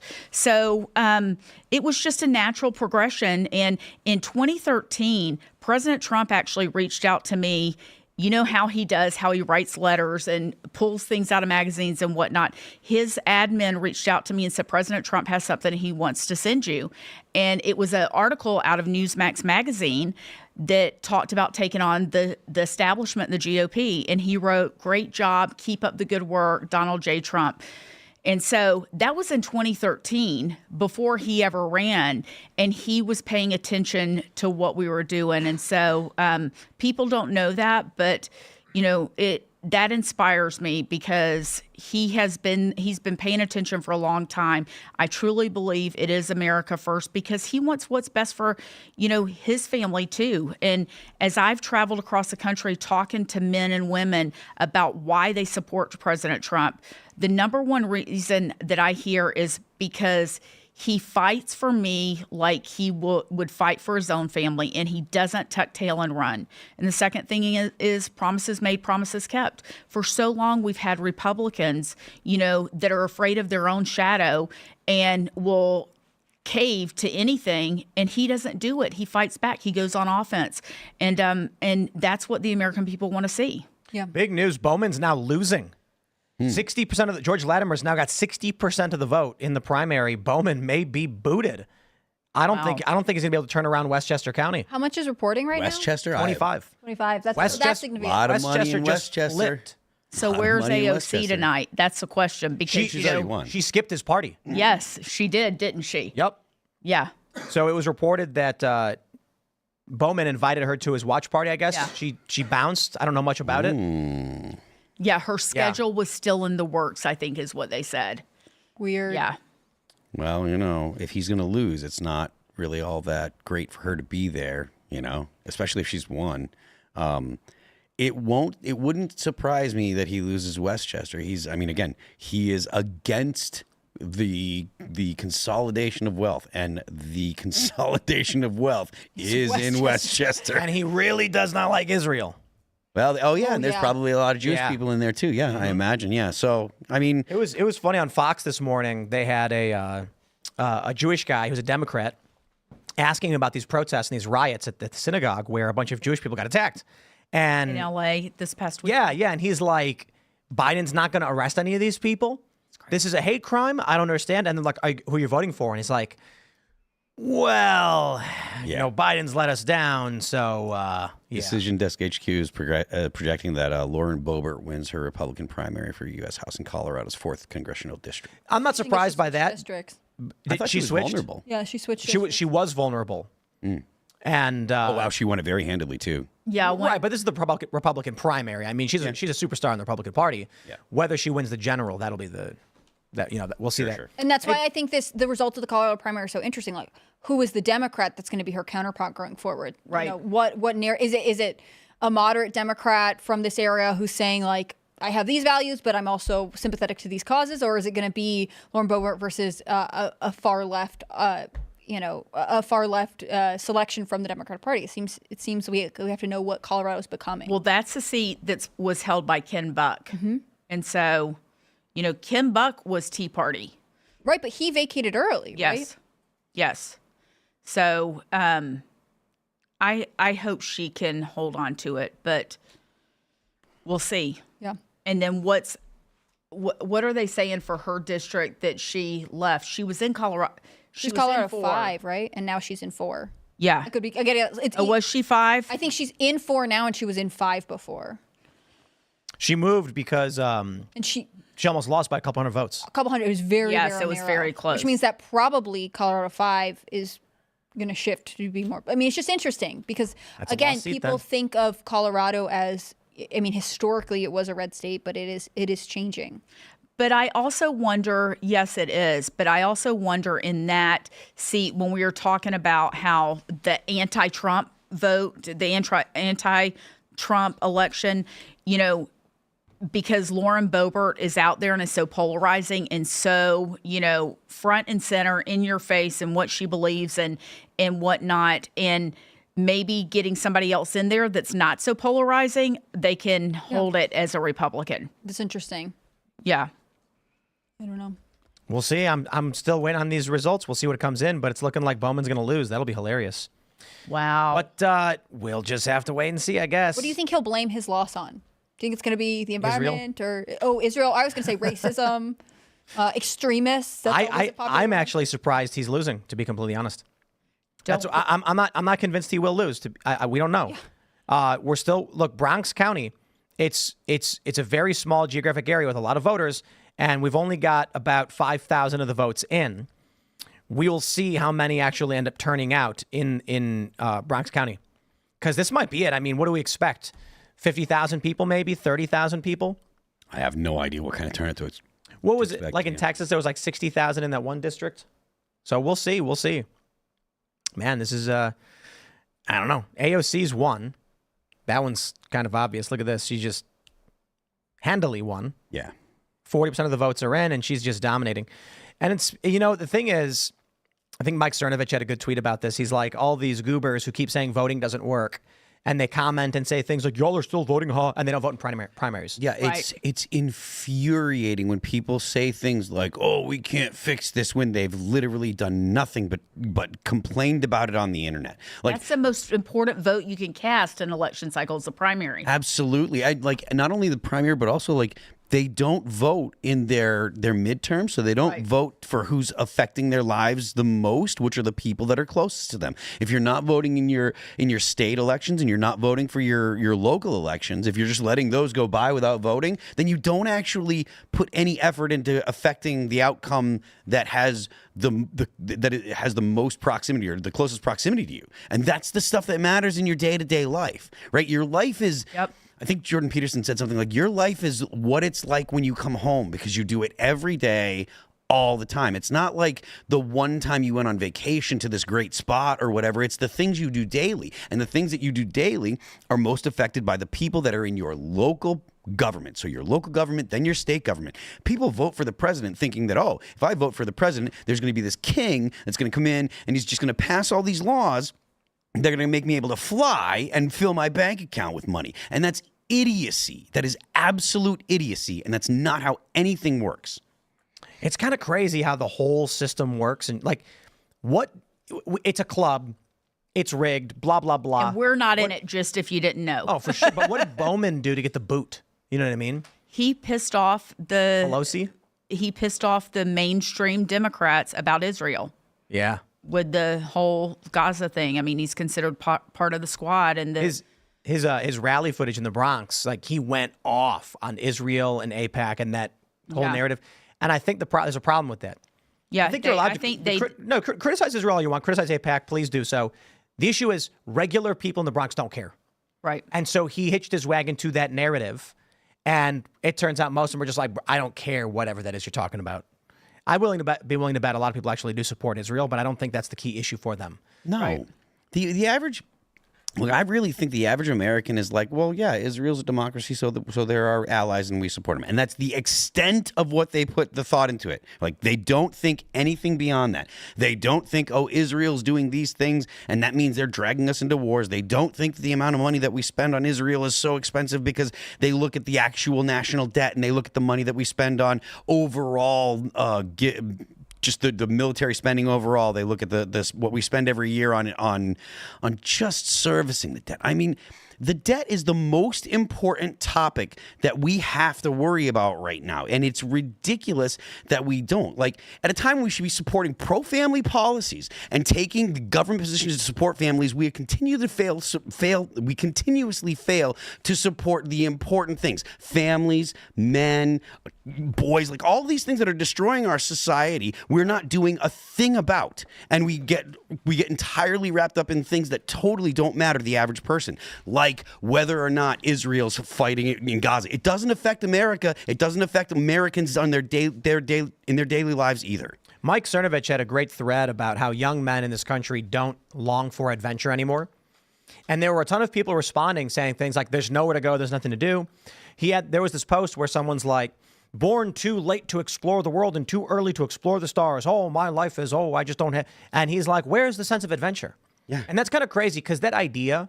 It's right here for these young people. Oh, that's the opposite, though. That's the matrix. That's sinking into the pit, into the void. I've never understood this idea where people are like, I was born too late to explore the earth and too soon to explore the stars. What are you talking about? There's whole regions of the Amazon forest that have been unexplored. Right. We've used satellites to see the surface, like the top of it. And there's like evidence based on growth that there could be ancient cities lost there, and people have not gone deep into the Amazon rainforest. So what? Well, even simpler than that, like name the last mountain that you hiked up, right? They'll say these things like, oh, there's nothing left to explore. It's like, have you left your house and done any kind of even minimal exploring? Have you seen the world with your own eyes? You could still go out, even if there are civilizations there, and witness what's going on. But instead it's like, well, it's too late for me, so I might as well just stay home and look at my phone. They've given up. They're too busy exploring their own navels. I will say I'm a former flight attendant, and I've traveled the world. And I do think a lot of these people that are not America first, they have never seen what the squalor is like in Rio de Janeiro or in Caracas or, all over. And you don't realize how precious, the best gift my parents ever gave me was my United States citizenship, my passport. But you don't realize that if it's all you know and you've never been elsewhere. And people do need to have an adventure and go see other parts of the world. You don't have to go on extravagant vacations, but I think that people would understand why we're fighting so hard for America. And then I will say this too. I've been to all 50 states, but I'd never being a flight attendant. I traveled everywhere. And then I got on the buses, the Tea Party Express bus and the March for Trump. And this country is so vast and beautiful and so different in all four corners. And then when COVID hit and people started exploring our national parks and taking road trips and camping and stuff, we need to do more of that. It's not only, it's just refreshing and good for the soul, right? It's grounding.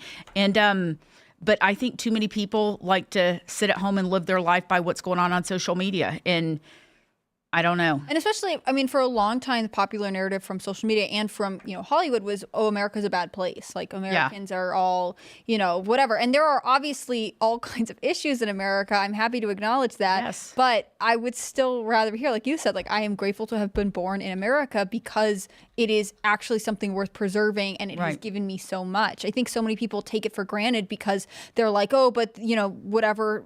A celebrity said they would leave for Canada if this person got elected. I'm going to say this. Listen, America, if only for the stabilizing force of the United States, making sure that that the U.S. Navy makes sure that the seas are open for international commerce, that alone makes America a net good. Mm-hmm. Right? Because without the open seas, without the seas that are continuously the ability for other countries to travel in the seas is made safe mostly by the U.S. Navy. And without that, all the countries that rely on markets and rely on international trade and stuff, all of those countries would not be able to safely move their products to market. There would be whoever has the biggest navy would be in charge, and it might not be someone that is actually a reasonable partner like the United States. So people can hate on the U.S., they can say all they want, but the U.S. has been making the seas safe for international commerce since the United States was created. Right. The Marine Corps exists to prevent pirates from the to the shores of Tripoli. So if you think that the U.S. hasn't been doing it since day one, you're totally wrong. So get over that fact. The U.S. is a net good, if only for that alone. It's a nail biter. Bowman just climbed right back up, and it's neck and neck right now. There's about a 6-point swing between the candidates, a little bit more than 6.5. Bowman's down by 2,000 votes, but jumped up substantially when more votes came in from the Bronx. So this will be fun. He's going to lose. He just jumped way up. Latimer got a boost when the initial votes from Westchester came in, but Bowman was ahead initially. And now Bowman's catching up. I'm wondering if once the Bronx comes in, it's going to just outweigh. I mean, look, in Westchester, Bowman's got 5,000 to Latimer's 12,000. That's just a little bit more than 2 to 1. 24% reporting. Yeah, and he's got 84% in with 59% reporting in the Bronx. So that might be. I mean, let's just do rudimentary math. If these numbers hold, they haven't called it for it yet, but with 59% of the votes in, Bowman can expect to get another like 2,000 to 3,000 votes in the Bronx. Latimer will get another 3,000. So it's going to be, if this holds, depending. Westchester just got a big bump for for Bowman. Bowman might actually win, based on Westchester, because he gained a lot more votes than Latimer did. But I don't know. It's hard to tell, based on how it's glad it's trending. Exciting, you know? I feel like it's good to see it be interesting, as opposed to just like this guy who pulled the fire alarm and who's taking all these extreme positions is just going to roll back into office. Democrats reject the far left? He is the guy that pulled the. Yeah. He's also the guy. Didn't he get into a screaming match with Thomas Massey over guns? Yes, in the Senate? hall, right? Yeah. Like, he's wackadoodle. Yep. He's wackadoodle. But I will be shocked if he loses, because there's never any accountability for what they do. They can do anything and get away with it. And if he does lose, I think it will be because, the mainstream Democrats have had it with these rowdy squad members. And the thing with Israel was just too far.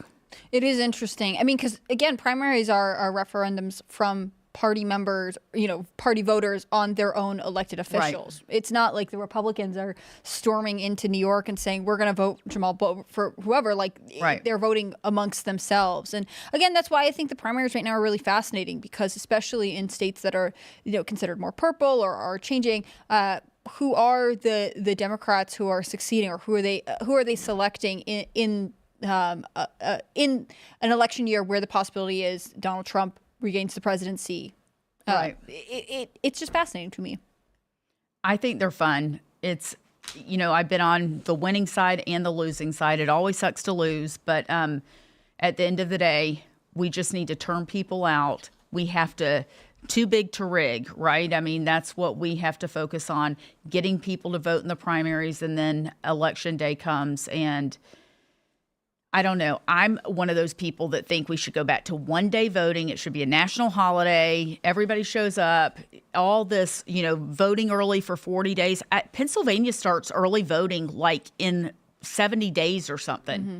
It's unreal. Yeah, it seems wild to me. I think same-day voting on a national holiday makes a lot of sense. Yeah. I think, so we had Mike Lindell on a little while ago, and I'm pretty sure he's the one who said this.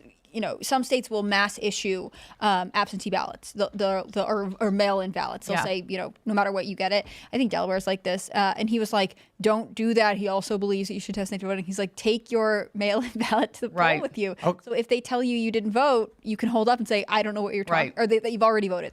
Decision Desk is calling it for Latimer, saying Bowman has lost. Wow. Right. I guess the lesson is don't pull the fire alarm. Wow. So don't be a commie. I just I want the exit poll interviews from the people who voted in this. Like, what was it that made you turn against Jamal Bowman? I imagine, honestly, I think that it's a backlash because of October 7th. I really think that's the main driver. I think that might be I'm perfectly fine with it. I don't care what it is. Just get rid of the communists. Well, and it's conservatives who were like, hey, that whole fire alarm thing. Like, maybe some people who I don't think it's really the fire alarm thing. I think it's the October 7th thing. Yeah. Yeah, and that's something that is a silver lining about a terrible, terrible event, is that there are a lot of Jewish people that historically have voted for the most awful Democrats because they're progressives, and they're not going to do it anymore. I pray to God that I don't even really believe in that they will stop voting for Democrats. You know how Latimer has been messaging on this issue? I have no idea. But if he's just a blue dog Democrat, which I wish there were more of, there aren't a whole lot of them anymore. The progressives have really taken over in the Democrat Party, and that is a massive problem because the progressives are just communists. So they're going to say eventually you can't have your house because you might like have a garden and sell a tomato to someone, Right. and property's theft. So they got to throw you in the You better gulag not for drink thinking. that raw milk either. You know, it's insane. All right, everybody, we're going to go to Super Chats. So if you haven't already, would you kindly smash that like button? 1 like equals 1 hashtag free Trump. He's innocent. They have framed him. And head over to timcast.com. Click join us. Become a member for that members-only uncensored show, which will be coming up in about a half an hour. We're going to be talking about Mr. Beast. And there's an individual who works for Mr. Beast who's a longtime contributor who became transgender. And there's a big debate. Matt Walsh is tweeting about it. And we're going to talk about a lot of people are accusing this individual of abandoning his family, their family, whichever. And we'll talk about that in the members only call-in show. And then we'll take your calls as members. But for now, we will read your super chats. Clint Torres, the first super chat says, howdy, people. Howdy, Clint. Howdy, Clint. Howdy, Clint. Cal says for the debate, Trump should demand a digital clock be displayed in the background of the stage. This would ensure CNN can't delay the live feed. Good idea. Yeah. Yeah, we were saying that they could have a short delay. It could be a few minutes, but that would allow them to manipulate the debate in real time without people knowing. Trump could say something and you get a couple of minutes, they could go back and they could edit out a word. How about Trump delays for like an hour because he's in a traffic jam or something so we can see how Biden's medicine wears off? That's actually a really good idea. Trump should be late. Yeah. I feel like if he's late, they'll be like, he was too scared. He didn't show up. It's all over. He No shows debate. up 15 minutes late and just Biden's like head down. I think they would just end. I think Biden's team would be like, no, we're not going to extend time for Trump because he was late. And then they're going to say Trump couldn't get here on time, blah, blah.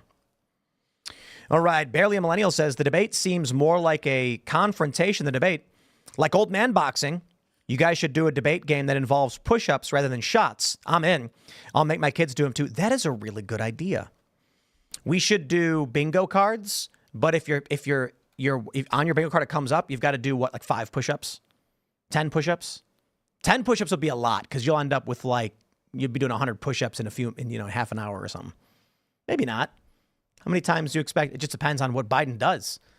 Have you seen the debate? There's a debate card already out there. Have you seen it? A bingo card? Yeah, a bingo card. Yeah. Well, you need like 10 of them. Yeah. They all got to be different. You know, We should have them. I think that'd be great. Yeah. a push-up game. I like that. I like push-ups. Push-ups are good. All right. Chafed BM says, we need a red state AG to make up a crime and issue an arrest warrant for Judge Merchan's daughter before Trump is sentenced. That will send a message that anything short of probation will cost him. I don't think he'll need to make up a crime. I believe that, like the Democrats, you can just interpret the law. As the saying goes, show me the man, I'll show you the crime. Right. I'd be willing to bet that based on the work that she does, West Virginia could easily be like, well, there's a violation of our laws. Mm-hmm. It's just an issue of Republicans being spineless cowards who won't do anything. Bingo. The best we can get is civil cases. And I'll take a civil case over nothing. But Democrats are like, we will arrest you from Florida. Trump's in Florida, and they're like, nah, come back to New York. We're going to arrest you. And Trump's like, well, okay. I can't believe he did that. That's ridiculous. Anyway. All right. Jacob Parody says, hey, guys, I'm back. Just wanted to remind y'all to support my niece's candle business on Public Square. Narbar's Candles. Shout out. Public Square. Ben Hickson says, Hannah Claire, Australia enjoys jailing whistleblowers. Look up David McBride and the Army lawyer and Richard Boyle. Tim, would you come to Oz to interview Julian? I'm sure Joel Jamal of Turning Point Australia could lend his studio. Probably not me, but we'd love to send someone down to interview Julian Assange.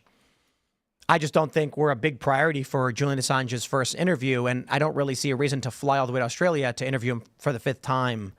Get Zoom call with Julian or something. Did I see Tucker was going? That's the rumor I heard. Tucker's on his way. Too. Yeah. That's why I said it was really important to see the response from Albanese about Julian Assange being released and returned back to Australia.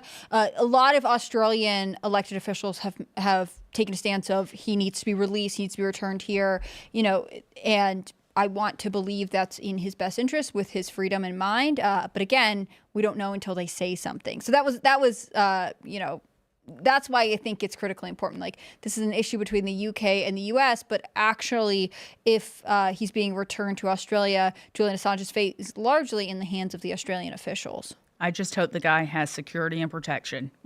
I got to give it to Michael Rapaport. He put out a tweet of him just screaming, laughing about Jamal Bowman. I'm going to find that and retweet it. Yeah, I retweeted it. It's too good. He's losing it. Rapaport's a funny guy. Oh, man. He's legit funny. He's got TDS, but he is funny. I love that post where it's in the winter in New York. It's one of the best bits on Twitter. Have you seen his Rapaport, like very Trump derangement syndrome? And he's filming himself, and he's like, the thing about Donald Trump. And then someone hits him with a snowball and goes, shut up, we don't care, shut up. And it was just very self-aware and very funny. So I respect it. All right, we'll grab some more super chats. All right. Ogan Maddox says, too late for a howdy people, but have you considered having Matt and Blonde on? When will we be blessed with a Brimcast episode again? I don't know, when I'm dying. Yeah, you guys have to realize, I mean, I love doing it. I was grateful to be tapped to fill in. But if I'm here, it means that Tim is probably sick. Yeah. So don't wish Tim ill. But, other than that, thank you for all the support. Hannah Claire's going to, like, put soap in my burrito. Well, a little arsenic. Just so now. No, I'm it's just eye kidding. drops. I'm just kidding. Dan Trace says, Biden isn't misspeaking. He thinks he's Danny Zuko. We go together like Rama Lama Lama Dingity Danga Ching Chang Chingity Chang Shabab. He's just too okay. hip. He's That's hip. the way it should be. Wah-oo, yeah. I don't know. That Danny Zuko stuff's actually pretty coherent, though. Stephen L. Miller just tweeted, for once Jamal Bowman can actually blame the Jews for something. Yeah,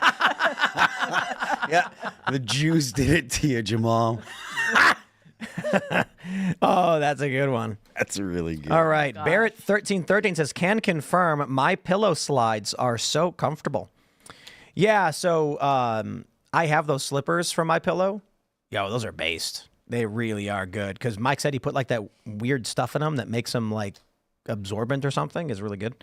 But shout out to MyPillow. Also, don't forget to download the song I'm Gonna Be on iTunes. Song.link/Rachel in your browser. Click the link in the description below. It's a pro-life song. Rachel Holt is really amazing. They played a couple songs for us here on Timcast IRL. And shout out. It'd be great to see them see some support. And maybe there'll be a pro-life song on Billboard if y'all feel like buying that song to support their work.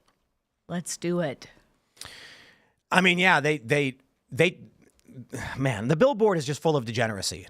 Yes. And this is why they keep changing. They keep changing the rules to make sure anyone who's trying to reject that is not going to get on. Right. And so, we put out a song, I think it was in December, and they changed the rules and didn't count our sales. It was the biggest song we ever released. Something like we had nearly 40,000 sales, probably 40,000 by now. And they went, oh, by the way, we're not counting any of that. So you're not actually, we did end up charting on Billboard with the song, but like lower than we did on other songs. And we were like, what happened? And they told us they had changed the rules after the song had already done its run. They went, oh, by the way, like we were emailing the tracking agencies saying like, we just want to make sure everything's good. And like, yeah, you're great. This is wonderful. Like you're doing really well. This is the best song you've ever done. And we're like, awesome. And then once the week ended, they went, by the way, none of that counted. And we're like, uh-huh. Convenient how that works out. Yeah. Yep. So they really don't want to see a parallel economy and people, they don't want to see us winning the culture war. Absolutely not. Let's go. William Hines says, if Trump and staff are worried about CNN editing the debate, they should have a mic on Trump just recording the whole debate and then release the raw after the debate. That's a good idea. Not a hard thing to do. Not at Just all. have their own version of it. I hope that Trump gets it worked out where he could just like put his phone in front of them and live stream himself during the debate the whole time. And we just get Trump's perspective. That would be good. Mm-hmm. I always used to want him to comment on, during the Republican presidential debates that he opted not to take part of. Like, I always kind of wanted him to do his own live stream commentary, being like, that's a good point. No, completely wrong. Stuff like that. Because he's just funny. He is funny. And he stands up there and he does it just all off the top of his head. Mm-hmm. He really is amazing. And he is an entertainer. This is a really good point. Cameron Keir says at the debate, Trump should bring up Robert Hur's report where he said Biden couldn't be charged due to his dementia. If Joe Biden brings up Trump as a convicted felon, Trump can respond with, yeah, but to be fair, the only reason they're not charging Joe Biden is because Robert Hur said he's a forgetful, doddering old man who's suffering and can't be charged because no one wants to put someone as weak and feeble as him in prison. He's not competent to stand trial. That's more succinct. There you go. That is the perfect way to articulate it. And if Biden, or I mean, if Trump just says that, look, he would be a felon too, but he's not competent to stand trial. And that's according to the DOJ. Exactly. So it's obvious and clear that he is not competent to be the commander-in-chief of the most powerful military on earth.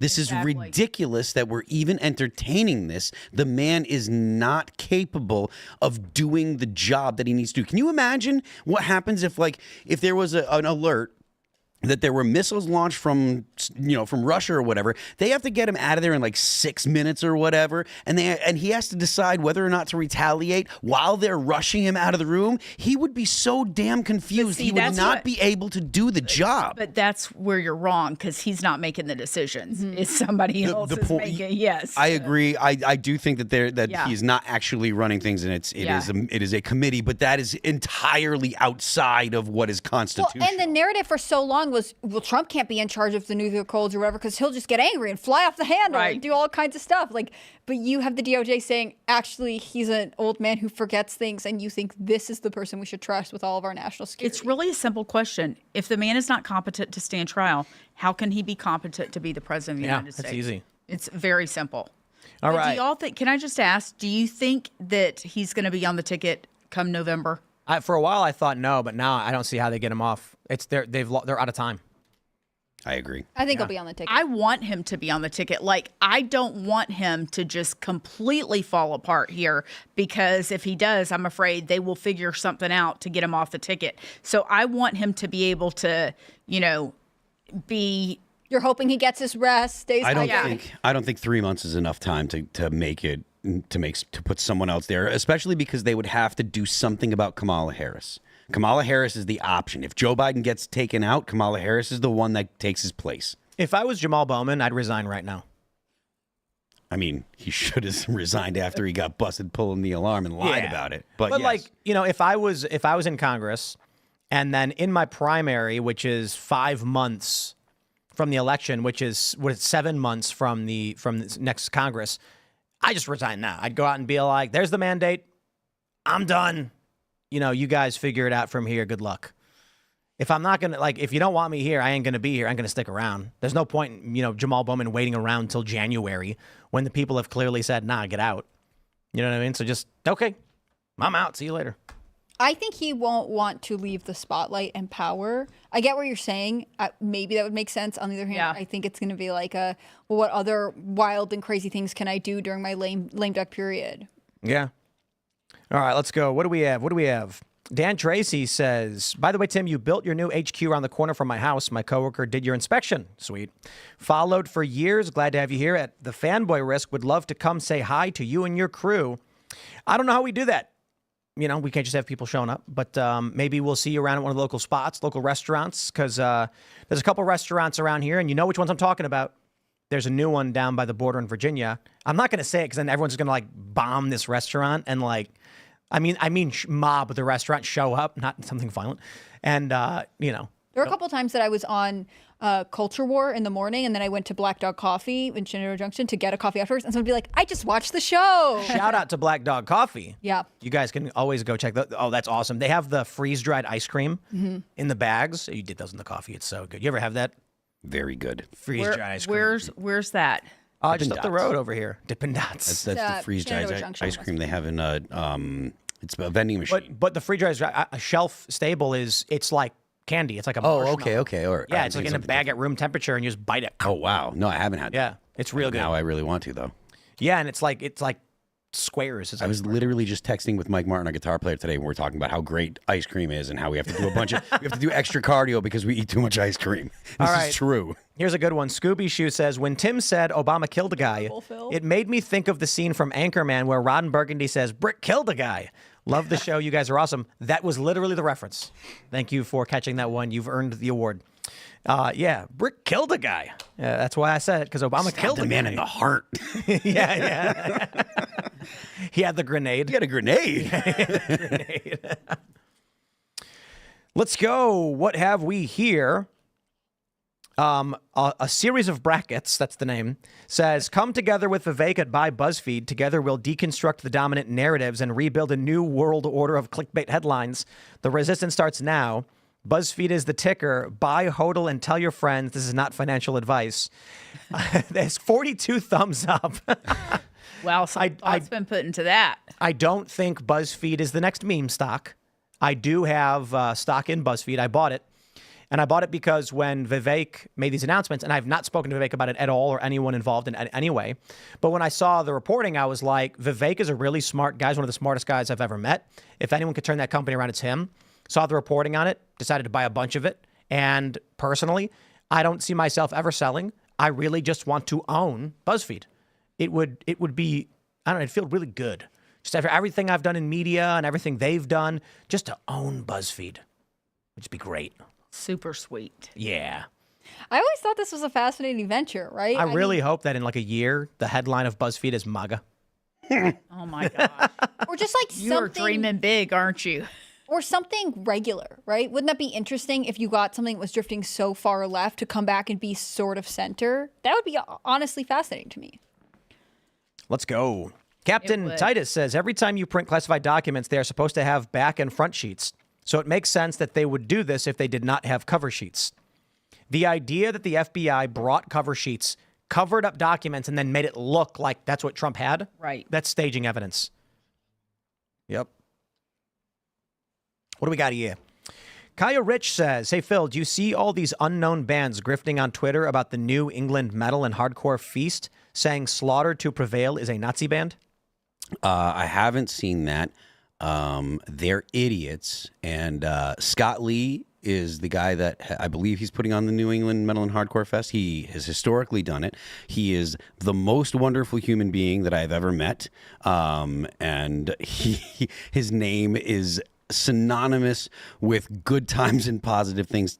He's not going to be bringing in someone that is actually so that kind of perspective, and also Alex doesn't have that kind of perspective. There's allegations because of the war in Ukraine, because Alex is Russian, and so he's like, look, I know it's a a complex thing, but he's a Russian, so he's going to be a little on Russia's side, and whether or not you agree with him, that doesn't make him a Nazi. But the left in America is completely insane and totally detached from reality, and so they just slander everybody that doesn't ascribe to the politically correct opinions. So I got to give a shout out to Ben Shapiro, who tweeted, New York 16 Democratic voters just showed Jamal Bowman the door, which is in fact necessary because the morally vacuous duller doesn't understand how doors work. He's going to just take the sign and throw it on the ground. Claim he's fine. Oh, that was a good one. Phil, are Maybe we he'll pull going up the fire alarm on the way out. Yeah, seriously. Yeah. Are we going to the New England Metal Fest when we all go on tour with you? I don't think that the tour is not going to be going to the New England Metal and Hardcore Fest, but if you want, I know Scott well, and I can get you tickets if you want to go. Yeah, actually, Timcast IRL will be the opening act for Megadeth. I always heard that. Going to be sitting up. We're going to sit up there, and we're going to have Ian talking about graphene for about 30 minutes before. They're loading up they're loading up all the amps and the drums and everything lined up. And Because when I think Timcast IRL, I think Megadeth and Metal. Mudvayne. So it's All That Remains, then Mudvayne, then Timcast IRL, then Megadeth. Sorry, Phil. I mean, Well, the time slot. You don't want to change the time slot. So. Right, exactly. We will not, in fact, be opening for okay, let's read some more. RF Daniel says, listening at work, making pipes for fire hydrants. Might have to leave early due to living in Iowa and tornado warnings in my area. Whoa, stay safe, man. Stay Crazy. safe, yeah. there's a lot of really rough, extreme weather right now with the flooding and the heat. I mean, I think there are a lot of people who are potentially in very precarious situations. So I got to think about them. Eric K says, what are the chances that Joe will test positive for pregnancy? Also, don't forget about Tyson Foods' betrayal of Americans. I actually think there's a decent chance Joe Biden will test positive for pregnancy. It just means he has cancer. Oh, man. When dudes take pregnancy tests and it comes up positive, it usually is indicative of a hormone imbalance related to cancer. See, this is why I think the drug test thing is the issue. Like, it's that there's something else going on. Otherwise, why not just take it? It doesn't matter. Like, if you got nothing to worry about. It proves what the world is seeing. Taking the blood test, it will prove that he's incompetent, right? It'll prove the DOJ's right. Because I actually am generally opposed to people being compelled to take drug tests. I think that there's sort of a privacy issue there. But in this case, like, if you think Trump is being so ridiculous to even ask, like, you could shut him down easily, but you're opting not to. Right. OMG Puppy says Biden blood transfusions from teenagers, NAD drip, vitamin drip, hyperbaric oxygen chamber, and who knows what just before the debate. Blood transfusions. They're called blood boys. Teenagers. They're called blood boys. Gross. Good Lord. Yeah, I watched that mini doc from Brian Johnson, the guy who wants to live forever. Right. Where he went and got the gene therapy, the follistatin thing to make him younger or whatever. And it increases like muscle mass. So like at a certain age, your muscle mass starts deteriorating. There's nothing you can do about it. You get this injection, it reverses that. So yeah, this follistatin gene mutation, you'll see those dogs that are super ripped. I think pit bulls have it. And there's like cows that have it, make them extra meaty. And he went and got it. And then in it, he mentions, I'm pretty sure he mentions having a blood boy, which is where you get a blood transfusion from a younger person. I think it's his son. There is some billionaire who's like, I'm getting whatever from my son, and I'm also giving mine to my dad. Doesn't that like kill your son? Isn't that super weird? It's all super weird and creepy, and like steroids are a thing, homie. If you want to get muscle mass, you can just get onto a stag. You find Phil. a doctor. He'll Find a hook you doctor. He'll get you set up. Yeah, but there's the side effects. Well, I mean, I can't imagine. Well, the side effects are you're like a vampire to blood. If you have a blood boy, you're like disgusting and weird and but creepy. this is the thing. So, Yeah, but steroids, the blood boy is about healing organs. Mm-hmm. The follistatin treatment is about reversing muscle deterioration as you age, and apparently it works. It turns off fat production, and it only works for a limited time. It's crazy stuff. I mean, look, I'm not one of those people that's like extremely apprehensive about the idea of gene therapies and stuff like that, and I'm not particularly averse to, you know, a lot of the transhuman stuff. Like, if you want to get a computer chip in your head, fine. You want to get bionic arms, fine. I don't care. So be my guest. But it is creepy to be taking transfusions from your kid. That's weird. Yeah, but we're living in a world where men are cutting off their tallywhackers and saying they're girls. I mean, and they're trying to normalize it to us. So nothing surprises me, right? I mean, Everything's on the table. Nothing is sacred. yes. Nothing. Yeah. Not, and this is the multicultural world where some people, like, you're supposed to tolerate all of the degeneracy, and it leads to negative outcomes. Well, let's read some more super chats here. We got to get a couple in. All right. What do we have here? We have a good one. Chafed BM says, y'all are making this way too complicated. Hunter is going to make one call to the plug, fill the meth bong with Ashley's shower water, and bam. Ladies and gentlemen, the first family of America. Joe's going to be like, I don't know if I'm up for this debate, man. And Hunter's going to be like, come on, Dad, you can do it. No, I just don't know. And then Hunter's going to be like, Dad, I got something that'll help. Gives him And crack. then he gives him crack, and then Joe smokes it. But here's the thing. After he smokes it right before the debate, then he does this amazing performance. Everyone, you know, people at home are standing, giving ovations. They're crying. And then when Joe walks back back to meet Hunter, he goes, Hunter, I got to tell you, man, thanks for the crack. It really helped me out. And then Hunter goes, Dad, that wasn't actually crack. That was a placebo. It was you the whole time. God. And they hug. I really honestly cannot believe that Biden's going to do it. Right. I was honestly surprised too. Yeah, I thought they were going to figure out a way to get him out of it. And we're still not there. Thursday hasn't happened yet. So, Well, that's why I also wondered if they were like, well, we'll do a debate, and they didn't realize how quickly, like, the Trump would agree to any of the terms, right? And I think ultimately that's why we see that there are only two when typically there are three. Like, there is a level of Joe Biden was trying to be like, well, you know, if they get this one up at the end of June, I doubt they'll do the one in September. I think there's a serious possibility that the Joe Biden campaign is like, well, because Trump was so disrespectful, you know, or whatever it is. James, go ahead. I'm sorry. James Darnell says, 1, Ron Paul, Rand Paul, Massey, Vivek, Tucker Carlson, Byron Donalds, Ben Carson, damn near the definitive list, America first, cut foreign aid by 80%, and close the borders, kick out invaders. I got a question for everybody. What is the downside to Donald Trump choosing Rand Paul as his VP? I mean, I can't find one, but I'm biased because I'm such a Rand Paul fan. I mean, I love Rand. I just think it would mean he's not in the Senate. And The almost every libertarian I've talked to except for the weird ones. But like the majority, they said if Trump said Rand Paul VP, he won the Libertarian Party over. That's it. They vote for him, 100%. I'm still curious about who he's going to put in his cabinet, right? Yeah. Like which libertarian? I know when we had Angela McArdle on, I kind of asked her, what are you guys talking about? And she talked about Department of Education. But, there are really interesting libertarians in America who could have a big influence on the Trump campaign. Honestly, I think if he does put a libertarian, I think it's likely that it would be someone like Justin Amash, who became... What's that? It's just Ben Shapiro's posts. He said he retweeted one guy, Briskerov, in a show of solidarity with Hamas. Jamal Bowman gets destroyed in local primary election. Yeah. I'm for obvious reasons. Ben Shapiro is very excited about Bowman's loss. More power to him. I mean, Bowman's a bad dude, like a bad representative. Anyways, he's a communist. He doesn't believe in American values. Isn't he like a 9/11 truther? I think so. He's probably one of those Jews did it guys about 9/11 and stuff. Right. I mean, he had like some blog in the past or something. He just drinks all of the leftist Kool-Aid. He's as bad as it gets. And he was a school principal, right? Of course he was. Isn't that fascinating? Like this was the educator from New York. He's a clown. He is like a clown, really. You can't take the guy seriously. All right. Trey Hilton says, I know you don't want to read this aloud, obviously. That's always the bait. Let's hear it. They do that because they want me to read it. But stop spending time on the headlines you are fed, for real. You think you're pissed off, Tim? Just wait till you have kids, and your only drive is to protect them. Misdirection. I got to point out, and you see, the reason I'm reading things like this is that everyone thinks the world is only as they see it. And that tweet is a really good example of it. And then you get we get inundated with people who will chat and be like, the world is the way I see it, not the way you see it. And you shouldn't talk about this. You should talk about the thing that I want. A really good example is we opened last night's show with Assange has been freed. Then later in the show, we did a segment, Assange has been freed. And then later in the show, there was one dude angrily, all caps, chatting, why aren't you talking about Julian Assange? These stories don't matter. It's like, perhaps if you had watched the show, you'd know that we did. Right. The reality is, when we were launching the show yesterday, the first headline we put up was Julian Assange freed. And then after a little while, we changed it to CNN cuts the mic of the Trump's Caroline Leavitt, the press secretary.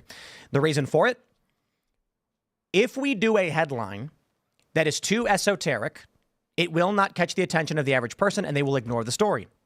If we want to actually make sure people know that Julian Assange was freed, we need to figure out what story is. It's a blend of, we don't want to go too lowest common denominator because then the show is going to be like Tom Cruise spotted walking out of airport.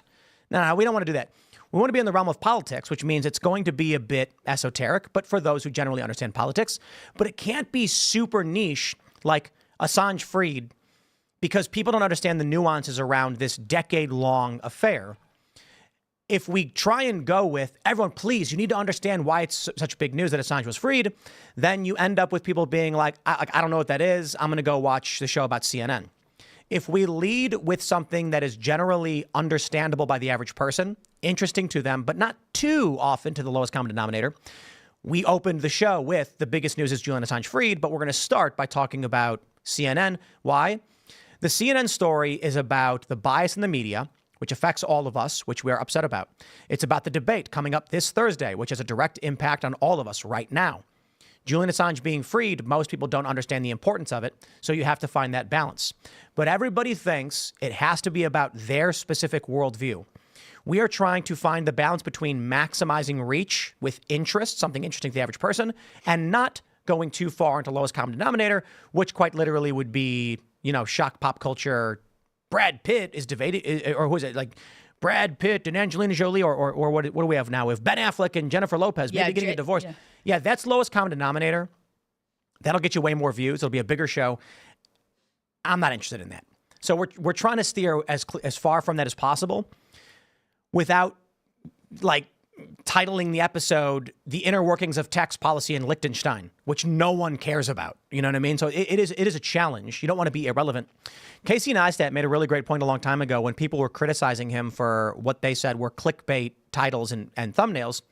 And he was like, sure, but it's your choice. Do you want to get views or not get any views? There's a balance. You don't want to make garbage content, but if you make good content, you've got to market it properly, and that's how you market it, and people are just complaining about it. So that's the harsh reality, my friends.